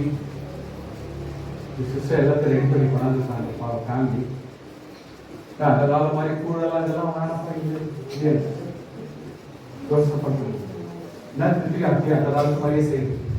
ஒரு ஸ்பெஷலாக செய்யுது, வித்தியாசமாக செய்யுது, யோசனை பண்ணிக்கிறது. ஸோ எல்லாத்துக்குமே ஒரு ரிவைவல் தேவை எதிர்பார்க்குறாங்க. ஒரு மாடரேஷன், ஒரு ஒரு ஒரு ஒரு இது இன்னும் கொஞ்சம் காஸ்ட்லி, அதாவது அதை விட கொஞ்சம் காஸ்ட்லியா கொஞ்சம் பண்ணா மேன்மை மனசார சந்தோஷமா கொடுக்கணும். அதை கொஞ்சம் அதிகமாவே கொடுக்கலாம், திருப்தியாக கொடுக்கலாம், காஸ்ட்லியாக கொடுக்கலாம். விசுவாசியே, ஆண்டவராகிய கர்த்தர் சொல்கிறார், சமாதானத்தை வைத்து போகிறேன், உலகம் கொடுக்கிற பிரகாரம் அல்ல. சமாதானம் உலக பிரகாரம் அல்ல. ஏன் அதற்கு ஆண்டவர் சொல்றாருன்னா நம்ம கொஞ்சம் ரியலைஸ் பண்ணி சமாதானத்துக்கு மீனிங்கே வேற, ஆவிக்குரிய சமாதானம்ன்றதே வேற. அதுல இதை மிக்ஸ் பண்ணக்கூடாது, இந்த சமாதானங்களை மிக்ஸ் பண்ணக்கூடாது. இது அல்ல சமாதானம். தேவன் கொடுக்கிற சமாதானமே வேற. யாராலுமே பெற்றுக்கொள்ள முடியும். ஆண்டவர் தெளிவா சொல்றாரு. When you go to 15th chapter, ஆண்டவர் சொல்றாரு, ஒரு ஒரு செடினா கிளைனா அது என்னது? கிளைனா செடியோட இணைஞ்சு இருக்கணும். ஆமென். நல்லா கவனிச்சுங்க. ஒரு செடி இயேசுவானா கிளைன்றது நம்ம கண்டிப்பா இணைஞ்சிருக்கணும். நம்ம இயேசுவோட இணைஞ்சு இருந்தா கிளையாகினா நிச்சயமாய் பூ பூப்பேன், கனி கொடுப்பேன், காயா மாறுவேன், பழமாய் மாறுவேன். இன்னும் அது ஆசீர்வாதத்துக்கு காரணமாக மாற்றும். சோ இந்த கான்செப்டை எவ்வளவு அழகா எடுத்து கொடுக்கிறாருன்னா, ஒரு மனுஷன் இயேசுவோடு கூட இணைஞ்சு இருந்தா அவன் எப்படி ஆசீர்வாதம் உள்ளவனா எல்லாம் இருக்க முடியும். மறுபடியும் அந்த சாப்பிட்ட பழத்துல ஒரு கொட்டையை மறுபடியும் நிலத்துல போட்டா மறுபடியும் எப்படி ஒரு ஆசீர்வாதம் வரும், மறுபடியும் எப்படி வரும், மறுபடியும் எப்படி வரும்ன்றத ரீஜெனரேஷனை பத்தி எவ்வளவு அழகா 15ஆம் அதிகாரத்துல போட்டு யாராலும் இவ்வளவு கிளியரா எக்ஸ்பிளைன் பண்றதுக்கு முடியாது. வெறும் வசனம் படிச்சாலே போதும். அதனால அந்த வசனம் ஜாஸ்தி நம்ம எக்ஸ்பிளேஷன் கொடுக்க முடியல. அவ்வளவு அழகான எக்ஸ்பிளேஷன். 16th சாப்டர்ல போயிட்டா தேவனும் இயேசு கிறிஸ்துவும் எவ்வளவு க்ளோஸா ஐக்கியமாக்குறாங்களோ அதே ஸ்டேட்டஸ்ல நம்மளும் இயேசுவும் தேவனும் பரிசுத்தாவியும் இருக்கணும்னு ஆசைப்படுறாங்க. அந்த ஒரு ஒரு ஒருங்கிணைப்பு, ஒக்கட்டு, ஒரு ஒரு ஒருமை எப்படி இருக்கணும்ன்றத அந்த 16th சாப்டர்ல இருக்கிறாங்க. இந்த டீச்சர்ஸ் எல்லாம் எவ்வளவு தெளிவா சொல்லி கொடுக்குறாங்க. இன்டர்செசரி பிரேயர் எப்படிப்பட்ட ஜெபம் செய்யணும் 17ஆம் அதிகாரத்துல சொல்லி கொடுக்குறாங்க. தோட்டத்துக்கு போய், அதாவது ஒவ்வொருத்தரும் தன்னுடைய வாழ்க்கையில ஒரு வாழ்க்கையில் எந்த சூழ்நிலை, அதாவது எந்த நேரமும் ஜெபம் என்றது ஒரு அவசியம் என்றத ஆண்டவர் அந்த கெத்செமனே தோட்டத்தை விவரித்து சொல்கிறார். அவருக்கு வீடு இல்லை, அவருக்கு இடம் இல்லை, அவருக்கு பப்ளிக் மேனா மாறிட்டார். இன்னைக்கு தோட்டம் தான் அவர் கிடைச்ச இடம் தான். இன்னைக்கு அது கெத்செமனே தோட்டம் பேர் வச்சுட்டாங்க. அது வரைக்கும் அது ஒரு இடம், ஒரு நல்ல காஞ்ச இடம், அவ்வளவுதான். ஜெபம். ஹல்லேலூயா. ஒரு மணி நேரமாவது ஜெபிக்க கூடாதா? அதே क्वेश्चन வந்துச்சு. என்ன நேரமாவது அதாவது வாழ்க்கையை முடிவுக்குள்ளாம். நல்லா கவனிச்சுங்க, வாழ்க்கையின் முடிவுக்குள்ளாம் போய் சாமான கழுவ முடியல, பாத்திரம் கழுவ முடியல, படிக்கட்டு ஏற முடியல, வயசாகி போச்சு, எனக்கு எல்லாமே முடிஞ்சு போச்சுன்னு சொல்றவங்க 1 மணி நேரம் உட்காந்து ஜெபம் பண்றேன்னா அவனுக்கு வயசாகி போச்சு, நான் பரலத்துக்கு போறேன்னா இன்னும் போவேன், எப்படி போவேன்? ஏதோ வேலை இருக்குது, முடிச்சோட அந்த குழந்தைய பார்க்கணும், வெளியே ஓடணும், அது போயிட்டு பார்க்கணும், மீடியம் வயசு, சின்ன வயசு அப்படின்னாக்கா உனக்கு அவ்வளவு நேரம் உட்காந்து முடியாது. எப்போ வயசாகி போச்சோ 1 மணி நேரம் கூட நீ ஆண்டு சமத்துவம் தெரியுமா உட்காருன்னா நீ பரலத்துக்கு போய் குப்பை போடுறதுக்கு லைஃப் கிடையாது. ஆண்டு எங்கேருந்து வாங்க கற்றுடைய படிகள் ஒருத்தவர்கள் தான் நம்ம ஏன் மதிக்கிறோம்னா ஜபம் அம்பரல்லா, ஜபத்தினுடைய அம்பரல்லாவாக இருப்பார்கள். அதனாலதான் மூத்தவர்கள் நம்ம கிட்ட இருந்தா பிளஸ் பாயிண்ட் நம்ம சொல்றோம். அந்த மூத்தவர்களே ஜெபிக்காமல் போனா அந்த குடும்பத்துக்கு தரித்திரம் தான் வர முடியும். ஆசீர்வாதத்துக்கு வாய்ப்பே கிடையாது. புரிஞ்சுக்குங்க. Why he gives?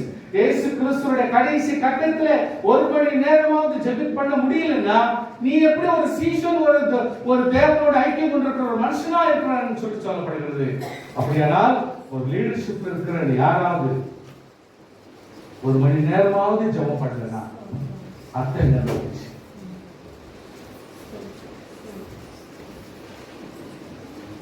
அதே தோட்டத்தில் ரபி என்று கட்டி பிடிச்சி முத்தம் கொடுத்து காட்டி கொடுக்கிறோம். நான் எவனை, வசனம் தெளிவா சொல்லுது, நான் எவனை, சொல்லுங்க எல்லாரும், நான் எவனை, வசனம் சொல்லுங்க, நான் எவனை, சொல்லுங்க, சிங்களவர்களை மாத்தக்கணும், இவன் தானே, நீனும் தானே, நீவும் கூட இல்லை. கோமன் சிறப்பு பேசுற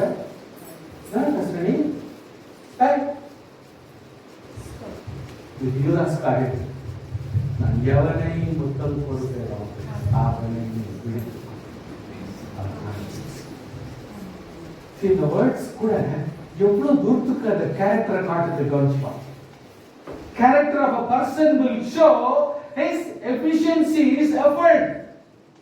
அவனுடைய முக்கியத்தை காட்டுகிறது அவனுடைய வார்த்தை தான்.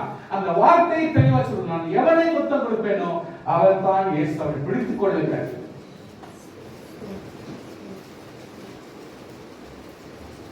இயேசு கிறிஸ்து அர்த்தமே பண்ணல. ஏன்னா பிதாவானவர் ஆல்ரெடி சொல்லி பாருங்க, this man will say like this, he will say like this, don't worry. Hallelujah. தெரியல, நம்ம பதறோம். திடீர்னு வீட்டுல இருக்கிற பையன் அப்பா பார்த்து அவன் வந்தானா அப்படிமா, எவனா சொல்லுகிற நீ, எவனை சொல்லுகிற? அம்மா கொஞ்சம் ரோஷம் வரும். முடியாது, அதை ஏற்றுக்கொள்ள முடியாது. ஆனால் யூதாஸ்காரன் தெளிவாக பேசுகிறான். ஆண்டவரை பத்தி கவலைப்படுங்க. ஏன்னா ஒரு வேலைக்காரன் துப்புன எக்ஸியை துப்புறான். என் ஜனங்களுக்காக அவமானம் சகிக்கிறார், ஆயுசம் ஆகிறது. அல்லேலூயா. அந்த ஒரு மானம் அறிந்து போறதே கர்த்தர் ஏற்றுக்கொண்டார். அது போல இன்றைக்கு இவ்வளவு கதைக்கும் ஆண்டவர் விட்டு கொடுக்கவே மாட்டார். அல்லேலூயா. அந்த ஸ்பாட்ல தேர்தல் ஆத்திரப்பட்டு கையில கத்தி வச்சிருக்கிற பொழுது, ஏன்னா அந்த காலத்துல எல்லாம் வழிப்பறிவு ஜாஸ்தி. இஸ்ரேல் அங்க இருக்கிற சுற்றுவட்ட நாடுகள் எல்லாம் காய்ஞ்ச இடங்கள், வெள்ளாண்மை இருக்காது, ஆசீர்வாதங்கள் இருக்காது. ஈஜிப்ட்ல மட்டும் ரஷ் இருக்கும், ஏன்னா எல்லாம் ஜாஸ்தி வாழ்றாங்க. கேபிட்டல் சிட்டி அப்படின்னால வணிக நாடு, அதாவது பிசினஸ் சென்டர். மற்ற இடம்லாம் கிடையாது. அதனால எவனாலும் எங்க வேணாலும் ஒருத்தரை பிடிச்சி எடுத்து எல்லாத்தையும் வாங்கிட்டு. அதனால அந்த காலத்துல எல்லாருமே ஒரு கத்தியை மாற்றி இருந்தாங்க. ஒரு கத்தி பால் அவங்க கையில் இருந்து இருக்கும். அதனால சீஷருக்கு கூட அவங்க கத்தி வச்சிருந்தாங்க. அது அந்த காலத்துல வழக்கமாவே இருந்துச்சு.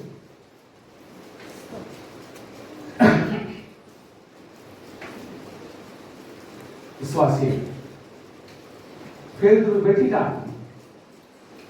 இவங்க யாரும் எதிர்பார்க்கல. மல்குஸ்னுடைய காது கீழே விழுந்துச்சு. அதாவது டிபார்ட் ஆயிடுச்சு. ஆனா அந்த ஸ்பாட்ல யாரு புடிச்சிட்டு இவட்டா இயேசு கிறிஸ்து புடிச்சிட்டு நிக்கிறாங்களோ அந்த ஸ்பாட்லயே அதை தூக்கி மறுபடியும் மறுகாது போல மாற்றி சுகமாயிட்டு ரெகுலர் ஆளா மாற்றிட்டாங்க. அவன் கூட திருந்தணும் தான் காட்டல. அவனாவது ஒப்பு கொடுத்தான்னு சொல்லிட்டு கிடையாது. ஐயோ இயேசுவே இப்படி செஞ்சுட்டே அப்படின்னு கூட அவன் மனசு வரல. ஏன்? இன்னைக்கு ஆண்டவராகிய கர்த்தர் நமக்காக ஜீவனை கொடுக்கிறது ஆயத்தமாக. அதனால எல்லாமே தடையாகவே மாறுது. நீங்க நினைக்கலாம் எல்லாமே தப்பாக்குது இல்லையோ, எல்லாரும் என் மேல கேச வைக்கிறாங்க, எல்லாரும் என் மேல கோவமாக்குறாங்க, யாரும் என்னை நேசிக்கிறதே இல்லை. இப்படிதான் சில பேர் சொல்றது. சில பொண்ணுங்க கூட சொல்லுவாங்க, என்னை யாருமே நேசிக்கிறது இல்லை. இந்த வீட்டுல என்னை யாருமே யார் நேசிக்கணும்? நீ ஆண்டவராக இயேசுவை நேசி, எல்லாரும் நேசிப்பாங்க. ஆமென். ஹல்லேலூயா. டெஃபினெட்லி இயேசு கிறிஸ்துவானவர் சகல பாடுகளுக்கு உட்பட்டு அவர் எல்லாவற்றிலும் அவர் டோட்டலா சரண்டரா ஏற்றுக்கொண்டபடினாலே அவர் மகிமையின் தேவன் என்பதை அந்த நேரத்தில் கம்ப்ளீட் க்ளோஸ் பண்றார். ஒருத்தர் கேட்கலாம், இவ்வளவு கேட்கணும்னு தெரியலையா?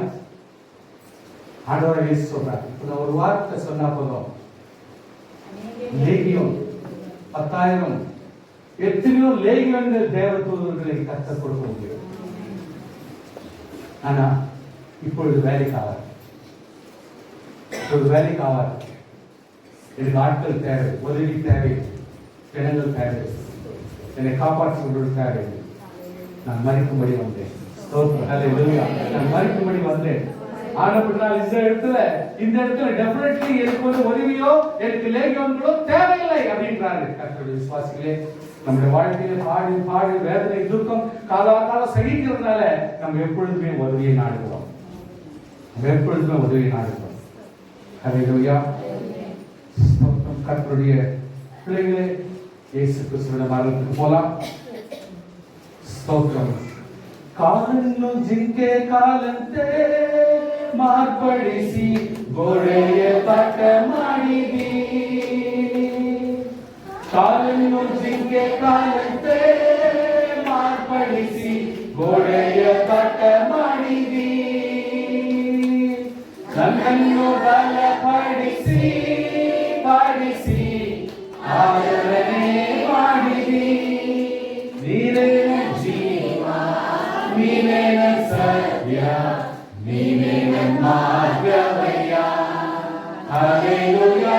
ನೀನೇ ಜೀವ, ನೀನೇ ಸತ್ಯ, ನೀನೇ ಮಾರ್ಗವಯ್ಯ. ನಿನ್ನನ್ನೇ ನಂಬಿ ಬಂದೆವು యేసయ్య, ನಿನ್ನನ್ನೇ ನಂಬಿ ಬಂದೆವು.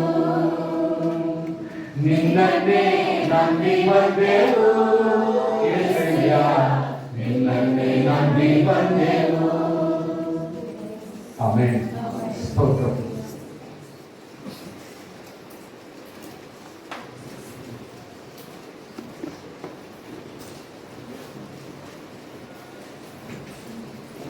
இயேசு கிறிஸ்துவினுடைய முதலாம் வார்த்தை வாசிங்கள்.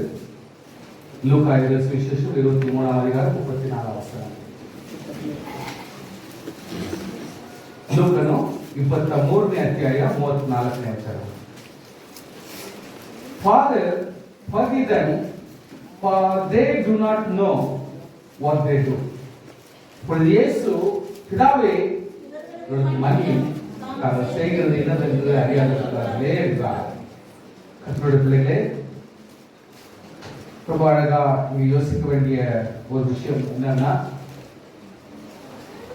சிலுவையிலே போறதுக்கு முன்னாடியே வாரினால் 40 அடி அடிக்கூடாது, அடிச்சுட்டா ரோமன் கவர்மெண்ட்டுடைய ரூல்ஸ் மீறின மாதிரி ஆகும். ஏன்னா 40 அடி அடிச்சுட்டா அதனால போய் ஸ்பாட்ல செத்துறான்னு அர்த்தம் ஆயிடுச்சு. அதனால அவங்க என்ன பண்றாங்க, 39 முறை அந்த வாரினால் அடிக்கிறாங்க. அப்பவே முதுகில் இருக்கிற சதையும் ரத்தமும் கிழிந்து பல வேதனைகளுக்குள்ளாக்கி தலையில முழுகள் சூடி ரத்தமும் வெளியிட்டு போன அப்படிப்பட்ட ஒரு ஆள் ஆல்மோஸ்ட் அன்கான்சியஸ்ல தான் இருக்கிறதுக்கு வாய்ப்பு இருக்கு. ஏன்னா பிளட் வந்து கண்ட்ரோல் இருக்காது. எப்போ கன்சிடரபிள் ரத்தம் உடம்புல இல்லையோ இந்த ஹார்ட்டுடைய புஷ் தலைவரிக்கும் போறதுக்கு வாய்ப்பு கிடையாது. ஏன்னா அதுக்கு அவ்வளவு பிளட் இருந்தாதான் புஷ் பண்ண முடியும். அதனால தான் நம்ம சின்ன கொஞ்சம் பிளட் லாஸ் ஆனா கூட அன்கான்சியஸ் ஆயிருக்கு வாய்ப்பு. ஆனால் இங்க கன்சிஸ்டன்டா போயிட்டு ட்ரெயின் ஆயிட்டு தான் ஆல்ரெடி. இப்போ இயேசு கிறிஸ்து கால்லையும் கையிலையும் ஆணிகள் போயிட்டதுனால டெஃபினெட்லி அது மூலமாய் மேக்சிமம் ரத்தங்களும் வெளியே வந்ததும் உண்மை. அதான் சத்தியம். அப்படி வந்தது பொழுது ஹார்ட் பம்ப் பண்ணக்கூடிய ரத்தம் அந்த இடத்துல இல்லைன்னு தான் அர்த்தமாச்சு. இதுல இன்னொரு விஷயத்தை நான் நம்புறேன். மேபி தேவனாகிய கர்த்தர் ஆவியானவர் அவரோடு கூட கூடவே அந்த சப்போர்ட் இருக்கிறதுனால இவர் இந்த வார்த்தைகளை பேச முடியுது அப்படின்னு நான் புரிஞ்சுக்கிறேன். கள்ளர்கள் ஆணி அடிக்கப்படல, அதனால அவங்களுக்கு ரத்தம் கரெக்டா இருந்துச்சு, அவங்க பேசலாம். ஆனால் இயேசு கிறிஸ்துவுக்கு ஆணி அடித்த பிறகு அவங்களுக்கு ரத்தம் இருக்கிறதுக்கு சான்சஸ் கிடையாது. அதாவது டெஃபினெட்லி எந்த ரத்தமா இருந்தாலும் கால் வழியா இருக்கிறது எக்ஸ்ட்ரா போயிடும் அட்லீஸ்ட். ஸோ இப்படிப்பட்ட சூழ்நிலையிலையும் பிதாவானவரும் ஆவியானவரும் உதவியா இருப்பார் என்று நம்புகிறேன். கர்த்தருடைய பிள்ளைகளே, விசுவாசிகள் யாரா இருந்தாலும் சரி, உலக சம்பிரதாயத்துக்கு மீறி உலகத்தினுடைய சிஸ்டம்க்கு மீறி நம்முடைய பாடுகள் மத்தியிலே ஆவியானவரும் தேவனும் நமக்கு உதவியா இருப்பார்கள் என்று நினைக்கிறேன். அதனால கர்த்தராகிய தேவன் உலகத்தினுடைய அப்பாற்பட்ட, உலகத்தினுடைய சம்பிரதாயத்துக்கு அப்பாற்பட்ட ஒரு ஆறுதல் தேவன் நமக்கு கொடுக்கிறார், ஆவியானவன் கொடுக்கிறார் என்பதுதான் உண்மை. அதை நீங்கள் புரிந்து கொள்ளுங்கள். சோ இந்த இடத்துல ஆண்டவராகிய கர்த்தருக்கு ஒரு வாய்ப்பு இருக்குது. நீங்க ஒருத்தருக்கு ஒரு வாய்ப்பு கொடுக்கல, லாஸ்டா ஒரு சான்ஸ் கொடுங்க, வாய்ப்பு கொடுங்கன்னு சொன்னா நம்ம என்னன்னோ கேட்போம். ஆனால் இயேசு கிறிஸ்துவுக்கு வாய்ப்பு கொடுக்கும் பொழுது வாய்ப்பு கொடுக்கல, ஒரு வாய்ப்பாக அவர் எடுத்துக்கொள்கிறார். என்ன வாய்ப்பு? இயேசுவாகிய நான் உலகத்தில் இருக்கிற எந்த மனுஷனுக்கும் செய்யக்கூடிய ஒரு விஷயம் ஒன்று உண்டானால் அது என்னவென்றால், பிதாவே நம்ம கை உயர்த்துவார், நம்ம கை உயர்த்துவார், நமக்காக செய்வார். பிதாவே இவர்களுக்கு மன்னி, இவர்கள் செய்கிறது என்னதென்று அறியார். இன்னைக்கு நமக்குள்ள தான் இருக்கு, இன்னைக்கு நம்மளுக்கும் சேர்த்துதான். அன்னைக்கு இருந்த ரோமர் எம்ப்ளாயிஸ்க்கோ ரோமர் அதிகாரிகளுக்கோ அவர் கவர்மெண்ட் சொல்ற கட்டளைக்கு கீழ்ப்படுகிற ஆட்களுக்கு மட்டுமல்ல, இதுக்கு விசுவாசிகளா இருக்கிற நம்முடைய வாழ்க்கையிலையும் நாம் செய்த பாவங்களுக்கு பரிகாரமாய் ஆண்டவர் அன்றைக்கு எடுத்த ஒரே ஒரு ஃபர்ஸ்ட் சான்ஸ், பிதாவே இவருக்கு. அப்படிப்பட்ட ஒரு வார்த்தை இன்றைக்கும் பரிசுத்த ஆவியானவர் பேசி பேசி நமக்காய் பரிந்து பேசுகிறபடியால் அதுக்கு தண்டனையும் வாங்காமல் நாம் பல பேர் இன்னும் ஜெபித்து கர்த்தருக்குள்ளாய் வேண்டிக் கொண்டிருக்கிறோம். அல்லேலூயா. அவருக்கு பாவங்களை மன்னிக்கிறதுபடியான கேட்கிற உரிமையும் ஆண்டவர் அவருக்கு இருந்தபடினாலே முதல் உரிமை பாவங்களை மன்னிக்கும்படி கேட்டுக்கொண்டார். அல்லேலூயா. நம்ம எல்லாருமே அது போல பேச முடியாது. கர்த்தாவே என் மேல பேசிட்டான், என் மேல அடிச்சிட்டான், நீ மன்னிச்சிரும் மன்னிச்சிரும். யாருமே கேட்க முடியும். உலகத்துல ஒரு காரியம் நடந்துட்டா யாருமே கேட்க முடியும். ஆனால் தேவனிடத்திலே நம்முடைய கேட்கிற உரிமை உண்டு. கர்த்தாவே உங்களுக்கு மன்னியும். அப்படி செஞ்சு பாருங்க. உங்களுக்கு விரோதமா யாரும் தப்பு செய்யறாங்க வச்சுங்க, அவங்களுக்காக நீங்க மன்னிப்பு கேட்டு பாருங்க. மனம் திரும்புறாங்களா இல்லையான்னு பாருங்க. நிச்சயமாய் கர்த்தர் மாற்றும். அல்லேலூயா. அதான் நம்ம செய்யற ஒரு பெரிய காரியம். ஆண்டவராகிய கர்த்தருக்கு மன்னிக்கிற உரிமை இருக்கிறபடினால தான் தெளிவாக அந்த இடத்துல பேசுகிறார். இவர்களுக்கு மன்னிப்பு. எவர்களுக்கு? எவர்களுக்கு? நூற்றுக்கு அதிபதியா, சிலுவத்துக்கு வரப்போ வந்த அவனுக்கா, அண்ணாவுக்கா, காய்பாவுக்கா, பிலாத்துக்கா?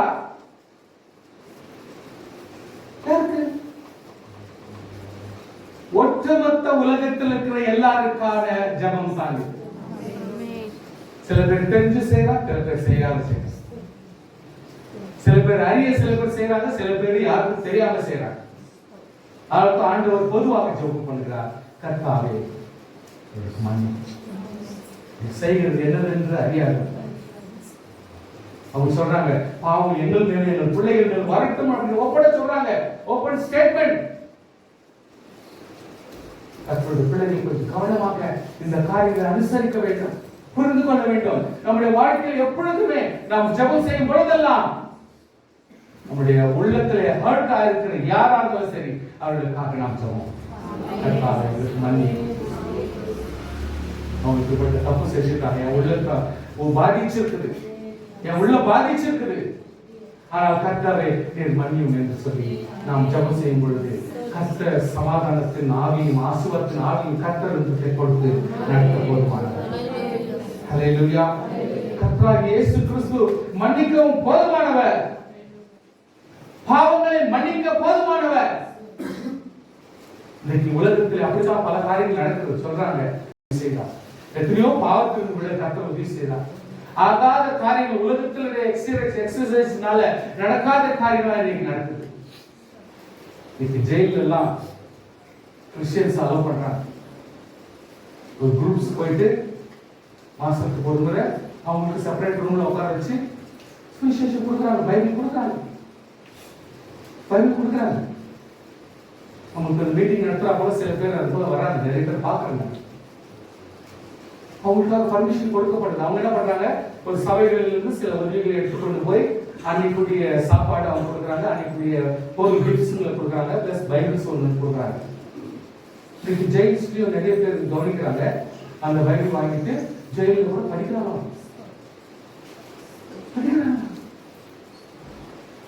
நிறைய பேர் மாற்றப்பட்டவர்களாகவும், அதாவது தண்டனை இருக்கிறவங்கள கூட அவங்க என்ன பண்றாங்க, சம்டைம்ஸ் இவ்வளவு நாள் கழிச்சு இவங்க போயிட்டு திரும்பி வீட்டு போறதுக்கு வாய்ப்பு இருக்குன்னு சொல்லிட்டு எவ்ரி இயர் அந்த பிரசிடென்ட் ரூல் ப்ரொசைட்ஸ், இந்த கவர்மெண்ட் சில அதிகாரம் கொஞ்சம் இருக்குதுங்க, அவங்களோட பர்மிஷன்ல சில பேருக்கு ரிலீஸ் கொடுக்கலாம்.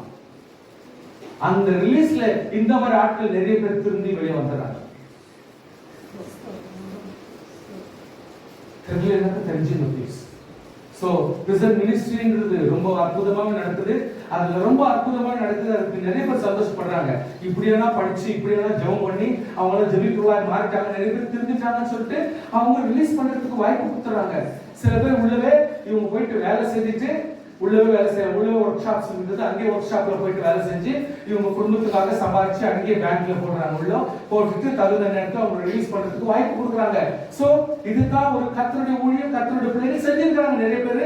இது ரொம்ப நல்ல காரியமா நடந்திருக்குது. இப்போ வாட்ஸ்அப் நிறைய அது போல வருது, நிறைய விஷயங்கள் நம்ம தெரிஞ்சுக்கிறோம். அதனால சொல்றேன், நம்ம செய்யல ஹாஸ்பிட்டல் மினிஸ்ட்ரி பண்றோம், நம்ம பிரிசன் மினிஸ்ட்ரி பண்றோம், இந்த மாதிரி செய்யறோம். ஹாஸ்பிட்டல் எவ்வளவு பேர் செய்யறாங்க, எவ்வளவு பேர் தந்துறாங்க நமக்கு தெரியுதுல. ஆனா பிரிசன்ல தெரியுது, ஏன்னா அவங்க ரிலீஸ் ஆகி வெளியே வர்றது தெரியுது. அவங்களுடைய கேரக்டர் சேஞ்ச் ஆயிடுச்சு, அவங்களுடைய லைஃப் சேஞ்ச் ஆயிடுச்சு, அவங்களுடைய பேச்சு சேஞ்ச் ஆயிடுச்சு, அவங்களுடைய நடவடிக்கை சேஞ்ச் ஆயிடுச்சு, அவங்களுடைய ஆத்திரம் சேஞ்ச் ஆயிடுச்சு, அவங்களுடைய கோபம் சேஞ்ச் ஆயிடுச்சு. அதனால இவங்களுக்கு ரிலீஸ் கொடுக்கலாம் அப்படின்னு சொல்லிட்டு நிறைய பேர் வாய்ப்பு எடுத்துட்டு வெளியே வர்றதுக்கும் நல்ல ஒரு சந்தர்ப்பம் கிடைக்குது. கர்த்தருடைய ஆண்டவராகிய இயேசு கிறிஸ்து மன்னிப்புன்றது, நம்மளும் மன்னிக்கின்றது, மன்னிப்புக்கு தகுந்த வேலை செய்யறது ஒரு பெரிய பிரமாதமான கிறிஸ்தவர்களுடைய முதல் சுபாவமாக இருக்க வேண்டும். ஹல்லேலூயா. இரண்டாவதான வார்த்தைகள் நீங்க வாசிங்கள். லூக்கா 23:42-43.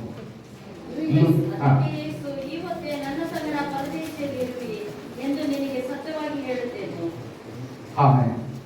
Then he said to Jesus, Lord, remember me when you come into your kingdom. And Jesus said to him, assuredly I say to you, today you will be with me in paradise.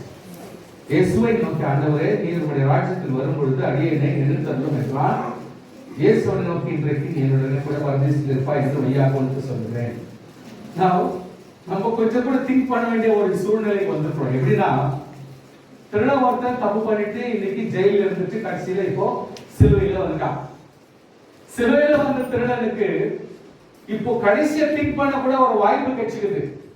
இயேசு கிறிஸ்து கிட்ட பேசுறதுக்கு வாய்ப்பு. நிறைய பேருக்கு சில வாய்ப்பு பார்ப்போம், வாய்ப்பு கிடைக்காது. ஆனால் இயேசு கிறிஸ்து பக்கத்திலேயே சிலுவை அறையக்கூடிய ஒரு சூழ்நிலை அவனுக்கு கிடைச்சிக்குது. ஆனா அவனுக்கு ஒரு நல்ல சான்ஸ் என்னன்னா இயேசு கிறிஸ்துவை கூட பேசுறதுக்கு. இயேசு கிறிஸ்து பேசுறதுக்கு முன்னாடி இவன் கொஞ்சம் திங்க் பண்றான். நல்ல கவனிங்க ப்ளீஸ். என்ன திங்க் பண்றான்? கர்த்தாவே, உங்களுடைய ராஜ்யம் சொல்லிட்டு ஒண்ணு, அந்த ராஜ்யம் இங்க இல்ல, தெரிஞ்சு போச்சு, நீரோ சிலுவையில் பண்ணி உங்க ராஜ்யம் இங்க இல்லைன்னா தெரிஞ்சு போச்சு அவனுக்கு. ஏன்னா ராஜ்யம் இருந்தா அவரே இங்க சிலுவையில் வர்றார். இப்போ ராஜ்யம் முடிஞ்சு போச்சு, ராஜ்யம் வேற இருக்குது.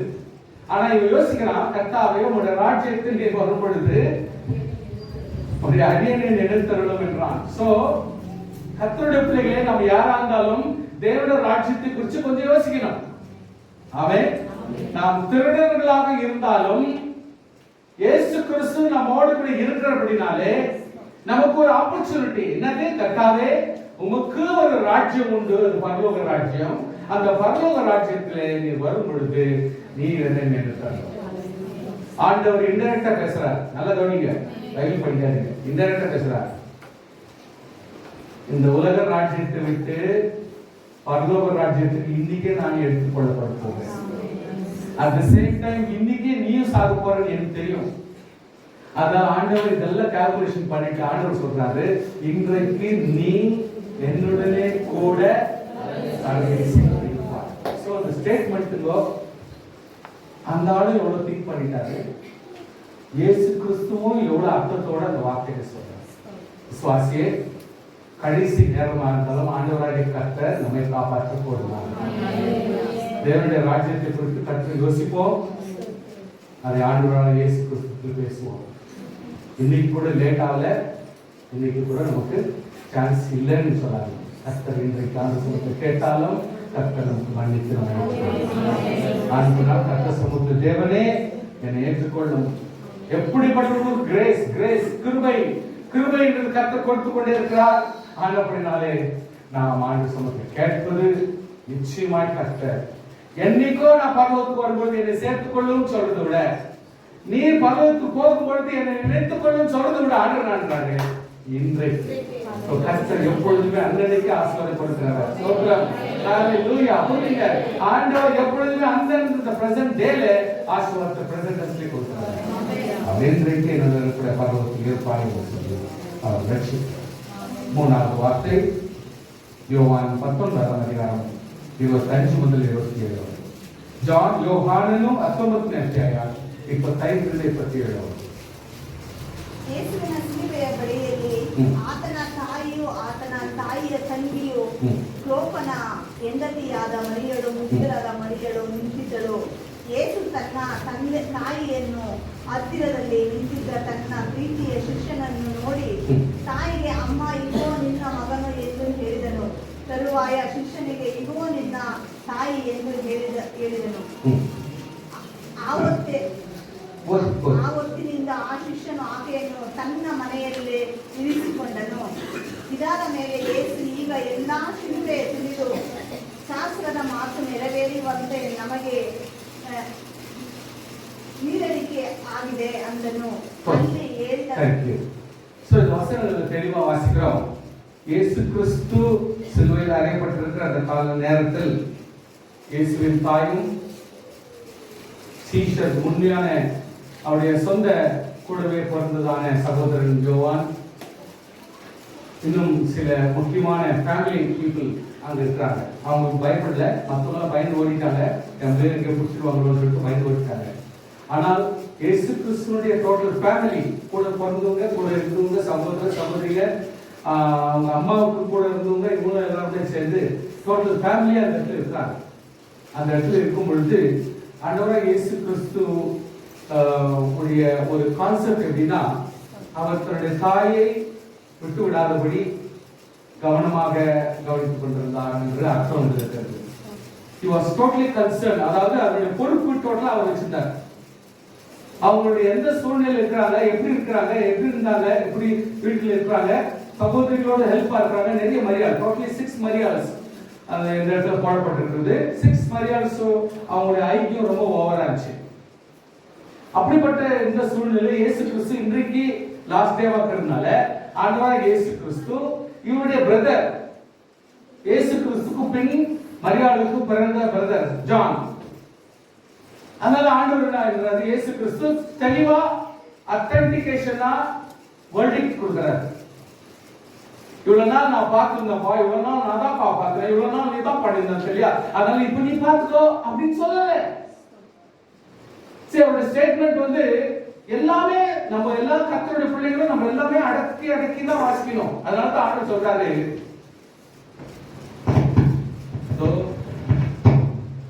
உன் மகன் ஐடென்டிஃபை பண்றான், ஜஸ்ட் ஐடென்டிஃபை பண்ற, அதுவே புரிஞ்சுக்கணும். நீ எக்ஸ்பிளேஷன் ஜாஸ்தி கொடுக்கிற அளவுக்கு வித்தியாசம் வரும், சண்டை வரும், ஒருத்தருக்கு விரோதம் வரும். ஆண்டவர் சொல்றாரு, என்னதான் இருந்தாலும் உறுதியோடு அந்த அம்மாவுக்கு ஒரு கேர் எடுக்கிற ஒரு ஆள் இருக்கிறாருன்னா அது எனக்கு நெக்ஸ்ட் இருக்க சகோதரி தான். அதனால கொஞ்சம் நீ பார்த்துக்கோ.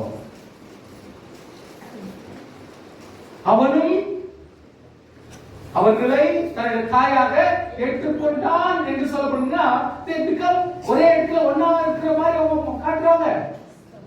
மனதளவுல ஒன்னு ஆயிட்டாங்க. இப்போ ஒரு கேரக்டர் ஒன்னு வேண்டும் என்று சொல்லி அந்த இடத்துல தெளிவாக சொல்லப்பட்டது. பர்சனலா அவன் பார்க்குவான், இவன் பார்க்குவான், அவன் கொடுப்பான், இவன் கொடுப்பான், இவன் అంతే యోగాన్ని నట్టుకోవాలి. தெளிவா கேர் எடுக்கணும், கரெக்டா தெளிவா தெரியும் யார் கேர் எடுக்கிறாங்க. என்ன கஷ்டம் நஷ்டம் வந்தாலும் அவங்க பொறுப்பா இருக்கணும். பட் சில நேரத்துல சிலர் வயசான காலத்துல ரொம்ப பெரிய பிரச்சனையில போய் உட்காந்துறாங்க. அவங்க பாக்குறாங்க, இவங்க பாக்குறாங்க. கட்சியில பார்த்தா அன்னைக்கு நைட் சாப்பாடு யாரும் கொடுக்க மாட்டாங்க. இவங்க பார்ப்பாங்க, அவங்க பார்க்க இவங்க சொல்லிட்டு இந்த மாதிரி சேர்த்தெல்லாம் நிறைய பேர் போயிடுறாங்க. இதனால என்ன வேர்ட்ஸ் வித்தியாசம் வந்து, சண்டை வந்துருது, பேச்சு வித்தியாசம் வந்துருது. இதுல வயசானவங்க தான் சீக்கிரமா சாவத்துக்கு வாய்ப்பா மாறிப்போம். இயேசு கிறிஸ்து ஃபேமிலி, அதாவது நம்முடைய வாழ்க்கையின் முடிவில் always we need to see that our family is secure. நம்முடைய குடும்ப வாழ்க்கை நம்ம ஒரு பொசிஷன்ல நிக்கணும்ன்றதுக்கு இது ஒரு நல்ல ஒரு எக்ஸாம்பிள். குடும்ப வாழ்க்கையில எப்பொழுதுமே நம்ம ஒருத்தருக்கு ஒரு நல்ல ஒரு நிலையை கொண்டு வரணும், ஒரு சரியான தீர்வை கொண்டு வரணும்னா டெஃபினெட்லி நம்ம அதுக்கு வாய்ப்பு கொடுக்க வேண்டும், அதை சீர்படுத்த வேண்டும். That is what இயேசு கிறிஸ்துவானவர் தெளிவாக சொல்றார். Women, behold your son, behold your mother. அப்படி சொல்லிட்டு எவ்வளவு அழகா தெளிவா சொல்லி முடிக்கிறாங்க. இயேசு தம்முடைய தாயை அருகே நின்று தமக்கு அன்பார்ந்த சீஷரை கண்டு தம்முடைய தாயை நோக்கி, ஸ்திரீயே உன் மகன், அதோ உன் மகன் என்றார். பின்பு அந்த சீஷனை நோக்கி, அதோ உன் தாய் என்றார். அந்நேரம் முதல் அந்த சீஷன் அவளை தன்னிடமாய் ஏற்றுக்கொண்டார். The words difference இருக்கலாம். You need to understand, தேவனுக்கும் உலக மனுஷருக்கும் வித்தியாசங்கள் எவ்வளவு ரூட் இருக்குதுன்றத நீங்க வித்தியாசப்படுத்தணும். நம்முடைய வே ஆஃப் ஸ்பீக்கிங், நம்முடைய வேர்ட்ஸ் வந்து நம்முடைய கல்ச்சர் வித்தியாசம் இருக்கலாம். அதனால இங்க போடப்பட்டிருக்கிற வார்த்தை வந்து நீங்க வித்தியாசமா இருக்குன்னு எடுத்துக்கணும், அது சங்கடமா தான் போயிடும். So you need to always அந்தந்த சூழ்நிலைக்கு அந்தந்த இடத்துக்கு நீங்க பொருந்தி ஏற்றுப்படுத்திக் கொள்ள வேண்டும். We'll go for fourth verse, நாலாவது வார்த்தை படிப்போம். மத்திய 27 அதிகாரம் 45-46. Matthew 27, ಮತ್ತಾಯ 27, 45-46. ಮಧ್ಯಾಹ್ನ 12 ಗಂಟೆಯಿಂದ 3 ಗಂಟೆಯವರೆಗೆ ಆ ದೇಶದ ಮೇಲೆಲ್ಲ ಕತ್ತಲು ಕಳೆಯಿತು. ಸುಮಾರು 3 ಗಂಟೆ ಯೇಸು ಎಲಿ ಎಲಿ ಲಮಾ ಸಬಕ್ತಾನಿ, ಅಂದರೆ ನನ್ನ ದೇವರೇ ಯಾಕೆ ನನ್ನನ್ನು ಕೈಬಿಟ್ಟಿದ್ದಿ ಎಂದು ಮಹಾಧ್ವನಿಯಿಂದ ಕೂಗಿದನು.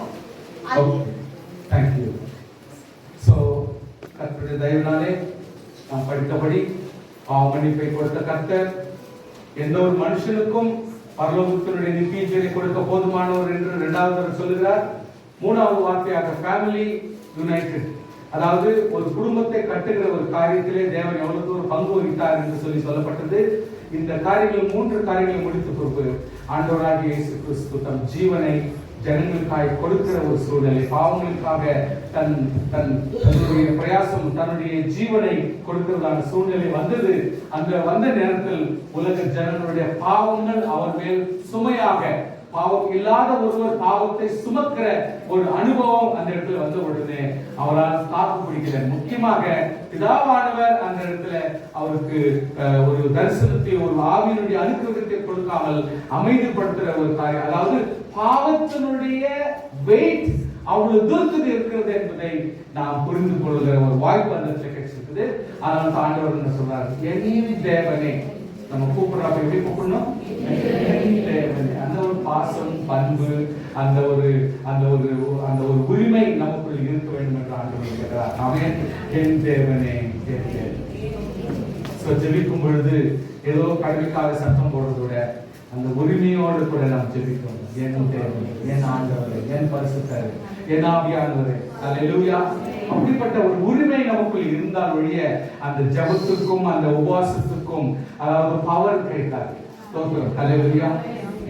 என்னை கைகூப்பி என்று சொல்லி அவர் கூப்பிடுகிற வேண்டிய சூழ்நிலை வந்தது. அல்லேலூயா. நிச்சயமாகவே அந்த சாயங்காலம் 3 மணி முதல் சாயங்காலம் 6 மணி வரைக்கும் சூரியன் அந்தகாரப்பட்டது, சந்திரன் அந்தகாரப்பட்டது. இது ஒரு நிச்சயமாகவே ஒரு இருளான நேரம்.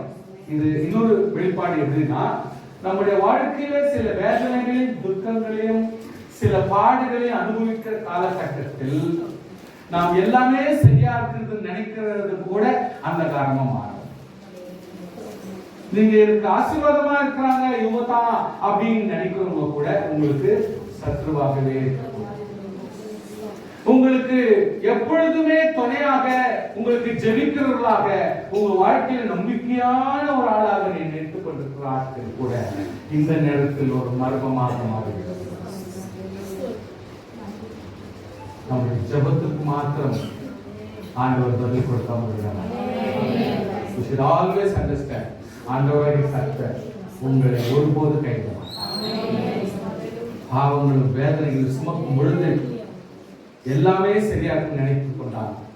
சாயங்காலம் 3 மணி முதல் 6 மணி வரைக்கும் உலகம் தன் வெளிச்சத்தை கொடுக்கவில்லை, சூரியன் தன் வெளிச்சத்தை கொடுக்கவில்லை, கொடுக்க வேண்டிய சந்திரன் வெளிச்சத்தை கொடுக்கவில்லை, நட்சத்திரங்கள் வெளிச்சத்தை கொடுக்கவில்லை. எல்லாமே சரியாகுது, வீட்டுல எல்லாமே சரியாகுது, கிச்சன்ல எல்லாம் சரியாகுது, எல்லா ஆசீர்வாதம் சரியாகுது, லைட் எல்லாம் எதிர்தான் நினைக்கிறது கூட இன்றைக்கு விரோதமாக மாறி நேசிக்கிறவங்க விரோதமாக ஆண்டவரை கர்த்தர் ஒரு போது விசுவாசிக்கிறோம். ஹல்லேலூயா. ஸ்தோத்திரம். 5வது வார்த்தை. அதன்பின்பு எல்லாம் முடிந்தது என்று இயேசு அறிந்து வேத வாக்கியம் நிறைவேறத்தக்கதாக தாகமாயிருக்கிறேன் என்றார். யோவான் 19ஆம் அதிகாரம் 28ஆம் வசனம். ஜான் யோவானு 19:28. I thirst. அதாவது simple word, I thirst. What is a thirst? அந்த வாஞ்சை என்ன? வெறும் தண்ணீருடைய தாகமா? என்ன தாகம்? தாகம் சொன்னா என்ன? தாகத்துக்கு எத்தனையோ மீனிங் இருக்கு. ஆண்டவராகிய கர்த்தர் நமக்காக ஜீவனை, ஆசீர்வாதத்தையும், சமாதானத்தையும், நன்மையும், கிருபையும், சுகத்தையும், பலத்தையும், ஆசீர்வாதத்தையும், சகல என்னென்ன எதிர்பார்க்க விரும்புறியோ அதெல்லாம் ஆண்டவர் கொடுக்க விரும்புகிறார். ஹல்லேலூயா. அந்த ஆசீர்வாதம் உங்களுக்கு கிடைக்க வேண்டும் என்று சொல்லி தன்னை முழுமையாய் ஒப்புக் கொடுக்க அவர் வாஞ்சிக்கிறார். ஹல்லேலூயா. கஷ்டத்தின் மத்தியிலே, வேதனையின் மத்தியிலே, துக்கத்தின் மத்தியிலே, இன்றைக்கு உலகம் இருளடைந்த காலகட்டத்திலே ஆண்டவராகிய கர்த்தர் சொல்கிறார், என்னுடைய ஆசை நிறைவேறும். ஹல்லேலூயா. வாட் இஸ் தட் ஆசை? ஜனங்களுடைய பாவ மன்னிப்பு கிடைக்கும். கேட்டு கேட்டு நமக்கு சலிப்பாக தெரியலாம், ஒருவேளை இதை கேட்டு கேட்டு நம்முடைய வாழ்க்கையில ஒரு சோகமாக தெரியலாம், இது ஒரு பெரிய வேதனையாக தெரியலாம். ஆனால் அதான் உண்மை. 6ஆம் வார்த்தை யோவான் 19ஆம் அதிகாரம் 30ஆம் வசனம். ஜான் 19 யோவான் 19:30. அவரி காடியை வாங்கின பின்பு முடிந்தது என்று சொல்லி தலையை சாய்த்து ஆவியை ஒப்புக் கொடுத்தார். கசப்பு கலந்த காடி, காடி இல்ல கசப்பு கலக்கிறாங்க. அதை கூட நியாயமா கொடுக்கல. அந்த காடியை கொடுத்திருந்தாலும் கொஞ்சம் ரெக்கவரி ஆகிறதுக்கு வாய்ப்பு இருந்திருக்குமோ என்னவோ. அதுல கொஞ்சம் கசப்பு கலக்கிறாங்க. ஆண்டவர் I thirst இருந்தால உலக மனுஷன் எப்பொழுதுமே தண்ணிக்கு தான் தாகமா இருப்பாங்க. எப்பவுமே சிலுவையில் இருக்கிறவங்க எப்பவுமே தண்ணிக்கு தான் கேட்பாங்க, தண்ணி தான் கேட்பாங்க. இயேசு கிறிஸ்து தண்ணீருக்காக தாகம் எடுத்தவர் அல்ல. ஹல்லேலூயா. விசுவாசிகள் புரிந்து கொள்ள வேண்டும், இன்றைக்கு ஒரு விசுவாசிக்கு குடிக்கிற தண்ணீர் மேல் தாகம் அல்ல, ஆவிக்குரிய தாகம். ஆவிக்குரிய தாகம் தான் ஒரு மனுஷனுக்கு, ஆவிக்குரிய மனுஷனுக்கு தேவை என்பதை உணரும்படிக்கு இவர்கள் காடியை கூட கசப்பு கலந்து இயேசு கிறிஸ்து காலானில மாட்டி ஒரு பெரிய கொம்புல மாட்டி கொடுக்குறாங்க. ஆண்டவராகிய கர்த்தர் உறிஞ்சிக்கணும். ஆண்டு சொல்றார், என்னுடைய தாகம் அது அல்ல, என்னுடைய தாகம் அது அல்ல, எல்லாருடைய பாவங்களையும் சுமந்து இன்னைக்கு ஒவ்வொருவரையும் சந்தோஷமா இருக்கு. இன்னைக்கு நம்ம எல்லாம் ஆறுதலா இருக்கிறோம்னா என் ஆண்டுக்கு கடன்களை I am happy just because he suffered. அவர் தாகமா இருந்தா எதுக்கு இன்னைக்கு நம்ம எல்லாம் சந்தோஷமா இருக்கும்படியான ஒரு உத்தேசத்துக்காக. ஆமென். 7வது வார்த்தை லூக்கா 23:46. ಲೂಕನು 23ನೇ ಅಧ್ಯಾಯ 46ನೇ ವಚನ. ಯೇಸು ಪಿತಾವೇ, ನಿನ್ನ ಕೈகளில் ஆவியை ஒப்புவிக்கிறேன் என்று மகா சத்தமாய் கூப்பிட்டு சொன்னார். சொல்லி ஜீவனை கொடுத்தார். So இந்த லாஸ்ட் வார்த்தை சொல்ற வரைக்கும் அவர் தெளிவாக பிரிசைஸா, அதாவது தனிப்பட்ட மனுஷர்கள் செத்தா அதெல்லாம் பெருசா எடுத்தது யாரும், ஆனால் தலைவர்கள் சாகும் பொழுது லாஸ்ட்ல என்ன பேசுறாங்களோ அதை கொஞ்சம் கணக்கில் வச்சுப்பாங்க. ஆனால் ஆண்டவராகிய கர்த்தர் தெளிவாக சொல்கிறார், உம்முடைய கைகளில் நம்மளாம் கண்ணில் பார்க்கல, ஆண்டவர் கை கட்டிட்டு கால் கட்டிட்டு எல்லாத்தையும் ஆணி போட்டு அரைஞ்சாச்சு. ஆனா ஆண்டவர் சொல்றாரு, உம்முடைய கைகளில் ஹேண்ட் ஓவர் பண்றது கை டு கை தான். ஹேண்ட் ஓவர் பண்றது எப்பொழுதுமே கை டு கை. ஹல்லேலூயா. ஆண்டவர் சொல்றாரு, இப்போ உன்னுடைய கைகளில் என் ஆவியை, anything you should have to hand over precise. எடுத்துக்கோ. நல்லா முடியாது. நம்முடைய வாழ்க்கையில் அவ்வளவுதான். ஏதாவது கேட்டாக்கா வச்சுக்கிற மாதிரி எடுத்துக்கோ. ஆண்டவராகிய கர்த்தர் நமக்கு ஒரு பாடம் சொல்லியிருக்கிறார். ஒரு ஜீவனான ஒரு கரங்கள் யாராலும் சரி, do it precisely. இந்த மரணம் நெருங்கினாலும் சரி தெளிவாக சொல்லி, கர்த்தாவே என் ஆவியை முடிச்சுட்டபடினால கேட்டதோட தப்பு இல்லை. ஒரு கர்த்தருடைய பிள்ளைகளுக்கு தான் அந்த ஒழுக்கம், ரட்சிக்கப்பட்டவங்களுக்கு தான் அந்த ஒழுக்கம் தெரியும். They will hand over, தெளிவாக ஹேண்ட் ஓவர் பண்ணுவாங்க. ஆண்டவராகிய கர்த்தர் அதை கிரமத்தோடு செய்கிறார். உங்களுடைய கைகளில் ஆவியை ஒப்புவிக்கிறேன். ஆவியை போய் கையில் எப்படி கொடுக்க முடியும்? நமக்கு ஆவியை இருக்கிறது தெரிய மாட்டேங்குது. கைகளில் ஒப்பு கொடுக்கிறேன். So it should be hand over to the God's hand. கர்த்தருடைய கரங்களிலே நம்முடைய ஆவியை ஒவ்வொருத்தரும் ஒப்பு கொடுக்க வேண்டும். That is how it happens. நீங்க இந்த ட்ரூத் நம்மிலிருந்து கத்துக்கிறோம்.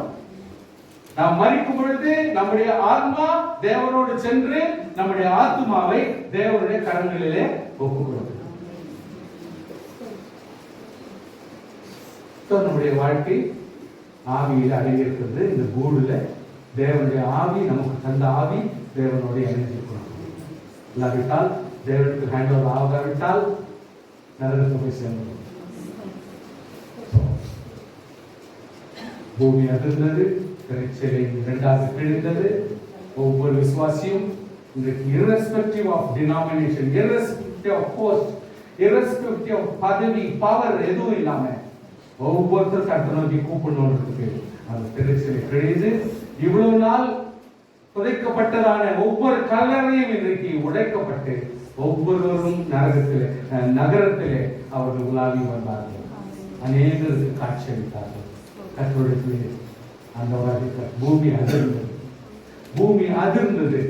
இதெல்லாம் வித்தியாசத்தையும் பார்த்துதானே அந்த ரெஸ்பான்சிபிள் பர்சன் 160 தான் அந்த சிலுவையினுடைய அந்த ஏரியாவினுடைய ரெஸ்பெக்டிவ் இன்சார்ஜ் பர்சன் அவர் சொல்றாரு,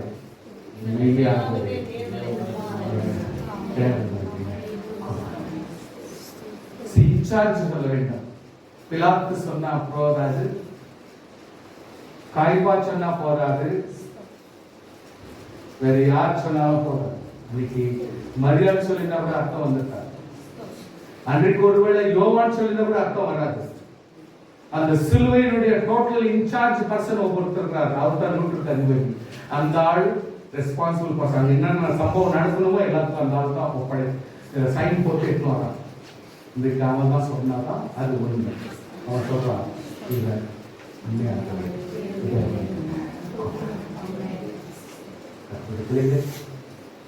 கர்த்தருக்குள் நம்முடைய தேவனுடைய செயல்களை, இந்த காரியங்களை நினைக்க நினைக்க நினைக்க எவ்வளவு தூரம் சுருக்கி உங்களோடு சொல்ல முடியுமோ அதை நான் செய்ய கர்த்தருடைய பிள்ளைகள் ஓரளவுக்கு நீங்க புரிஞ்சிருப்பீங்க, பைபிள் படிக்கிறீங்க, உங்களுக்கு எல்லாம் தெரியும். இந்த டைம்ல அதிகமா நீங்க அந்த சாப்டர்ஸ் தான் படிப்பீங்க.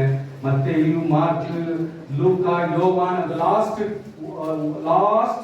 அதிகாரத்தை விட்டு அது 3வது 1 or 2 verse அதிகாரத்தை படிச்சாலே போதும், உங்களுக்கு அது சிலுவை மாறிடுங்க.